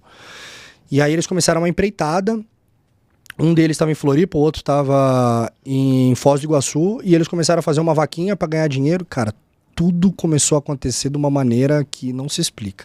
Coisa de Deus mesmo. Então, o Ricardo, que é um desses meus amigos, ele começou a fazer a vaquinha e começou a se deslocar de Foz para o Rio Grande do Sul.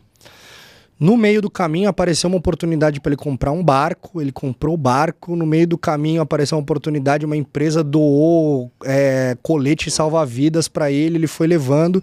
Nesse meio tempo, eu comecei a fazer uma seleção de voluntários pra conseguir ir pra gente pro Rio Grande do Sul. Enquanto eu tava aqui, cara, eu cheguei na empresa, fui meio que na loucura, assim, cheguei simplesmente, eu tava trabalhando no escritório, levantei num determinado momento, cheguei pro meu chefe e falei assim, chefe, tô saindo, eu tô indo pro Rio Grande do Sul agora. E ele, quê? Eu falei, eu já tinha decidido isso 2 dias antes, na verdade, só que eu não tinha avisado ninguém. Ele falou, mas como assim, você vai pra lá? Eu falei, infelizmente, tipo, peço desculpas por isso e tal, mas eu tô seguindo pra lá, não tem nada que alguém, eu não falei antes porque não tem nada que alguém possa falar que vai mudar a minha ideia. E simplesmente peguei minhas coisas, fui para o aeroporto, peguei um voo para Floripa. Chegando em Floripa, a gente conseguiu reunir um grupo muito legal de voluntários que vieram de vários lugares do Brasil, que se reuniram em Floripa com a gente, também tudo de última hora, uma galera muito com vontade de ajudar. A gente alugou uma van, conseguimos levar 2 carretas, conseguimos levar muita doação, trouxemos muita gente, levamos colchão, levamos comida, levamos água, levamos, cara, tudo que vocês imaginarem, casinha de cachorro, e partimos com essa galera para lá, sem saber muito o que ia acontecer. Nisso o Ricardo já estava chegando lá, o Gustavo, que era o irmão dele, estava comigo, e a gente foi, e aí chegando lá a gente ficou numa escola adventista, que recebeu a gente muito bem, o Colégio Adventista de Canoas, agradeço demais a eles, e eles fizeram a recepção nossa lá, a gente doou todas as coisas ali para eles se passarem e tudo mais. E o barco foi extremamente útil, porque a gente usou nos resgates, então tudo foi dando, tipo, todas as pessoas que você conversava lá, cara, primeiro, por um lado que você via tudo desmoronando e tudo dando errado, dava um calor no coração, assim, de ver a quantidade de pessoas que estavam dispostas a entregar tudo ali a troco de nada, cara. A galera que largou empresa, que largou tudo pra ir lá ajudar pessoas que nem conhecia. Isso foi muito foda, assim. E de qualquer jeito, muitas vezes, sabe? Então todo mundo lá vibrando numa parada de tipo, vamos fazer tudo que a gente puder pra ajudar. Então, cara, você tinha a galera que tava nos resgates, como eu fiquei, você tinha as pessoas que ficavam fazendo comida e levando o dia inteiro, e passavam um dia inteiro entregando comida pros resgatistas. Cara, foi uma coisa muito bonita, assim, de ver, assim, tipo, uma coisa muito heróica, assim, de todos, assim, sabe? Um esforço de todas as pessoas de fazer as coisas bem, ajudar. Isso me pegou muito, assim, cara. Eu olhava para aquilo e falava, cara, apesar de você ver lá aquele pessoal da Força Nacional largado lá, sem fazer nada, não querendo ajudar ninguém, você não vendo, tipo, a prefeitura dificultando, o Estado dificultando, ninguém ajudando, cara, todo mundo tava numa gana de ajudar absurda, assim, de fazer o que pudesse. Você vê, por exemplo, cara, os próprios surfistas, eu encontrei a galera do surf lá e tal, eles ficaram com a gente, participaram de alguns resgates ali, e, cara, foi uma coisa assim que até me surpreendeu. Eles mergulhavam na água. A água não era uma coisa normal, era uma coisa muito suja, muito nojenta.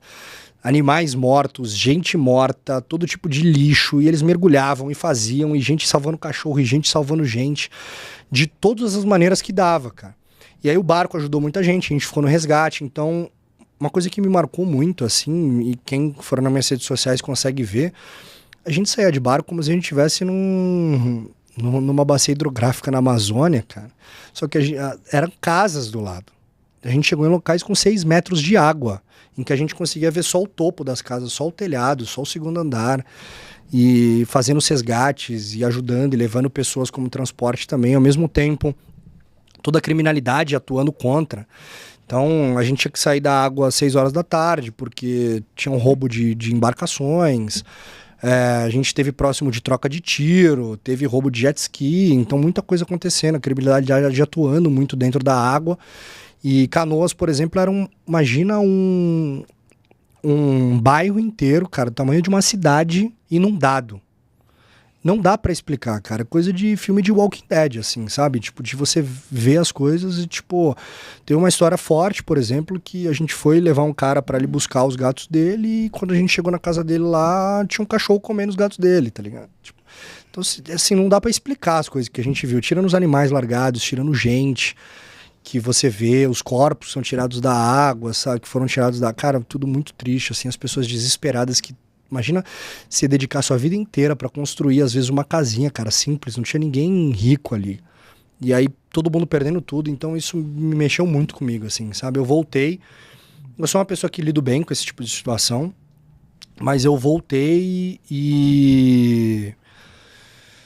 Eu fiquei uns 10 dias, cara, tendo pesadelos, assim, tipo, sonhando com água e coisas, assim, cara, foi até conseguir assimilar tudo que eu vivi ali, foi muito difícil, assim. Então, respeito todo mundo que teve lá em todas as frentes, seja para ajudar os animais, seja para ajudar a gente, seja para fazer tudo. Mas foi uma experiência, assim, que me moldou e eu poderia ter perdido tudo ali, podia ter se mandado embora do emprego, podia ter dado qualquer tipo de problema que fosse, que teria valido a pena, assim, porque... E eu falo, o trabalho que eu realizei lá foi infinitamente menor do que eu recebi de volta, cara.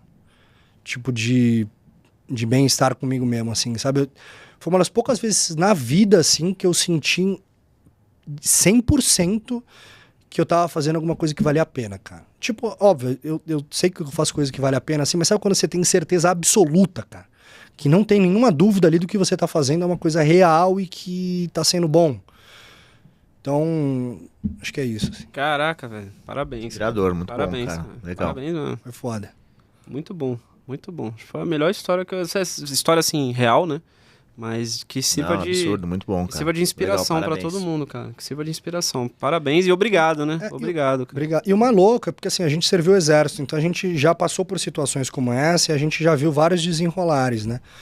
E o mais louco de tudo isso foi ver civis atuando nisso, cara, e a organização que a gente conseguiu chegar, que as pessoas conseguiram chegar só por estarem abertas e não tinha uma cadeia de comando, não tinha gente pra fazer nada, e cara, e as pessoas fazendo o que dava, cara. Tipo assim, era como dava, do jeito que dava. Teve um cara que salvou milhares de pessoas com stand-up, entendeu? Então, tipo, cara, coisa de doido, assim. Eu tive uma história que eu fui levar um cara lá, esse cara sobreviveu, ele perdeu tudo, mas ele, por exemplo, ele não sabia nadar. E no meio do caminho, ele tentando sair, a água subiu tão rápido que a água chegou no peito dele e não conseguiu sair. Então ele ficou a noite inteira esperando o resgate dentro da água, cara. Com a água até o peito. Não sabendo se ia sobreviver ou não ali. Então você imagina, assim, né? São histórias que a gente não ouve, que a gente não vê e tudo mais. E, cara, muita manipulação da mídia, muita coisa que é difícil explicar. Só quem tava lá realmente viu ali que, obviamente, tem pessoas que estão mais despertas, que sabem, mas tem muita coisa que a gente que foi abafada, né? Cara, parabéns pra você e pra toda a equipe e todos, né, numa maneira geral, que puderam ajudar da forma que deu e tenho certeza que fez muita diferença na vida de muitas pessoas. Com certeza, não. Parabéns. E sobre as duas soft skills, que Duas você... soft skills. Cara, eu desenvolvi muitas soft skills no Exército. Eu acho que o Exército, ele é uma sala de aula que é impossível você recriar isso em qualquer outro lugar. Ponto. Então o Exército ele vai te colocar em situações... Ele tem a possibilidade de colocar em situações que você dificilmente vai viver na tua vida de forma controlada. Esse é o primeiro ponto. Por isso que a gente consegue desenvolver tantas soft skills, por isso que a gente ganha tantas capacidades ali. Mas eu vou citar duas que eu acredito que já eram características inerentes a mim, mas que o Exército realmente potencializou. A primeira delas é comunicação. Comunicação, eu acho que foi uma das principais habilidades que eu desenvolvi no Exército pela necessidade que a gente tinha de ter que adaptar os discursos a diferentes tipos de pessoa. Então eu, principalmente como PE, eu tinha que adaptar dentro da tropa, do soldado ao coronel. Como tenente, a gente tem que fazer esse filtro entre o escalão de comando e a tropa.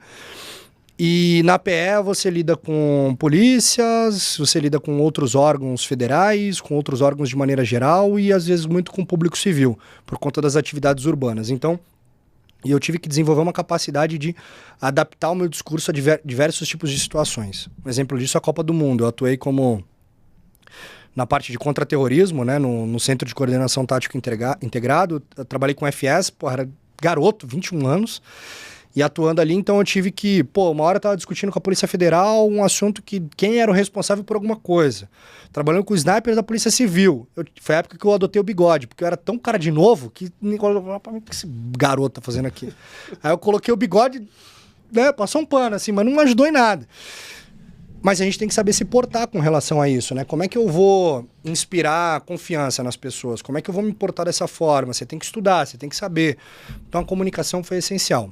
Então isso me dá uma capacidade... Eu já tinha isso um pouco, mas hoje eu tenho certeza que eu consigo sentar de igual para igual com qualquer pessoa e fazer um discurso, desenvolver um raciocínio e impor minhas ideias se for necessário. Essa é a primeira. A segunda foi a questão da adaptabilidade. Boa. Eu não sou um cara eu não tenho características militares inatas. Eu não tenho. Eu sou um cara caiçara, criado na Baixada Santista, que um pouco de sanguíneo, desordenado.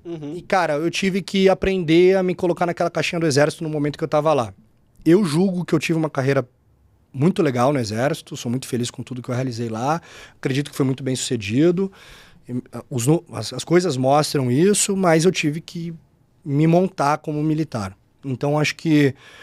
E aí, todo esse contexto de saber utilizar essa flexibilidade, essa adaptabilidade, o momento certo para eu me inserir num contexto que está diretamente envolvido também, está conectado com a comunicação, acho que isso é uma das grandes habilidades que eu tive ali. Então, acho que o Exército me trouxe... melhorou a um nível que seria impossível em outro lugar, essas duas características que eu tenho, e são características que hoje eu uso muito no empreendedorismo, né? Você vê quando eu contei a história do Oney, né? Que ele foi lá, ele me apresentou um Rios no começo da palestra, eu esperei até o último segundo da palestra para pegar o microfone para fazer um desafio para ele na hora certa. Entendeu? A confiança de você pegar o microfone, fazer uma tentativa, tudo isso foi garantido, boa parte foi garantida, assim, desenvolvido no Exército. Comunicação e adaptabilidade. Você vê que a adaptabilidade tá, assim, praticamente todo mundo que vem aqui cita Excelente. adaptabilidade. E, assim, cara, você só afirma aquilo que a gente sempre fala aqui. Que a gente nasce com algumas predisposições, falando em comportamento, soft skills e tal, e o Exército talvez seja a melhor escola hoje, as Forças Armadas, para potencializar isso. Então você já tinha ali uma capacidade de comunicação ok, o Exército levou até o nível mais alto, e aquelas questões que vêm do temperamento, como às vezes alguma dispersão, alguma coisa assim, o Exército também mudou para quando você saísse mais preparado. É uma escola mesmo, né? É o que a gente defende aqui. Parabéns, muito obrigado, Pô, cara. Foi legal demais. Muito bom. Pra ficar uma... Com certeza. A gente nem sente, a gente nem sente o tempo passar, legal. cara. Sabia que é aquilo, né, que a gente falou no começo. É um convidado de peso, um cara super querido, um coração maior do que o corpo. Foi citado muitas Foi citado vezes, cara, bastante. em vários episódios, por vários convidados, muito legal. Eu confesso que eu não consegui assistir muitos. Eu assisti o do Leal, porque ele fez questão que eu assistisse, lá me mandou, falou, pô, eu te citei, ele vê aí e tal. E aí eu falei, cara, eu vou ver, porque às vezes a gente tá na correria e a gente não vê, mas eu pretendo assistir outros. Eu vi que o Ornelas veio aqui também, pô, um cara fantástico. Sim, o Oshiro fez também? Gente. Oshiro. Sim. Mas ele participou do podcast? Veio. Ah, legal, também. O Oshiro tá treinando na The House agora lá. Eu treinei, coincidência, eu treinei com ele na sexta, foi uma semana, na outra semana a gente teve um evento, encontrei com ele de novo e depois ele veio aqui. E eu não conhecia, eu conhecia só... Mas você tá treinando na The House? Não, mas quando eu tô indo visitar meus pais, eu tô fazendo um treininho lá. É legal. Aí Pô, tem no que dia, avisar. eu achei que você ia estar até no dia. Até falei, pô, acho que o Barreto vai estar lá. Foi numa sexta. Tô quicando, tudo quanto é canto Imagina. aí. Cara, tá uma loucura, tá foda. Uma das magias da divisão é isso, né? A gente vai unindo a galera aí com os mesmos princípios e valores, que é uma coisa da caserna também. E é isso, cara. A gente tá criando um ecossistema movimento. gigantesco, cara. Eu queria, já que a gente tá chegando no fim, até queria agradecer demais a oportunidade de vocês. Eu, ouvindo o pouco que eu ouvi, que acho que a gente ainda vai conversar mais do projeto de vocês, tenho certeza que vai ser muito bem sucedido, até por ter vocês à frente aí. Admiração demais. Eu não preciso... Eu sou um cara que eu jamais falaria alguma coisa da boca para fora e tal. Sou um cara muito transparente com relação a tudo. Então, gosto muito dos dois. Vejo... admiro a capacidade de vocês de fazer as coisas acontecer. São inspirações de alguma maneira, sempre. Então, desejo o melhor que puder pro projeto de vocês aí. Tô feliz de estar fazendo parte de alguma forma aqui, estar junto. Já tá assim. Você ainda não sabe. Com certeza. Você só não sabe Excelente. ainda, mas você tá. Cara, nós que te agradecemos, a audiência também, foi realmente uma aula aqui, né, de autoconhecimento, de mentalidade, de superação, de desafios, social também, com a parte do Rio Grande do Sul. Então, cara, parabéns. Continue brilhando do jeito que você sempre brilhou, você serve e continuará servindo como inspiração para muita gente, e agora com a divisão você vai ser escalonado, você vai escalar esse teu dom, a gente vai escalar esse teu dom, fica tranquilo que você já vai entender isso, e eu quero agradecer a todos mais uma vez pela audiência. Rocha, cara, isso aqui que a gente está criando é prazeroso, né? Dá vontade de ficar aqui o dia inteiro. A gente aprende muito também, né? Muito todos os bom. episódios, é muito bom essa troca. Mas, só reforçando, se você quiser dar mais algum aviso, mas só reforçando, a gente vai deixar também aqui os links, tá? Tanto dos produtos que você, inclusive, ó, tá? Ó, fica a dica. confortável pra caramba.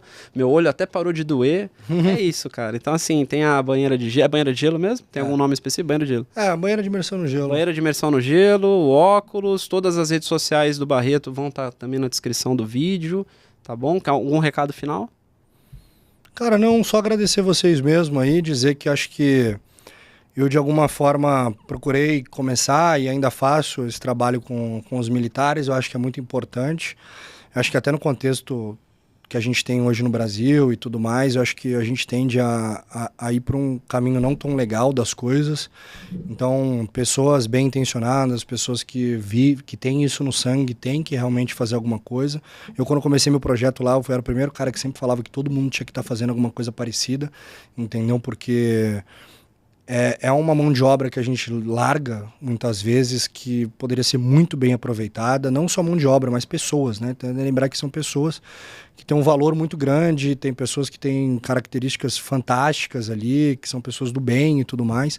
Então, quanto mais gente a gente estiver ajudando nesse contexto, né, e levantando, eu acho que é uma forma da gente encontrar nosso propósito também. Então, pô, legal, eu acho que a iniciativa é fantástica. Top. É isso. Pauleta, obrigado. Barreto, obrigado aí por estar aí com a gente, ter aceitado o convite. E foi muito bom o nosso papo. Valeu. Até a próxima, Valeu. pessoal. Fé na missão. Fé na missão.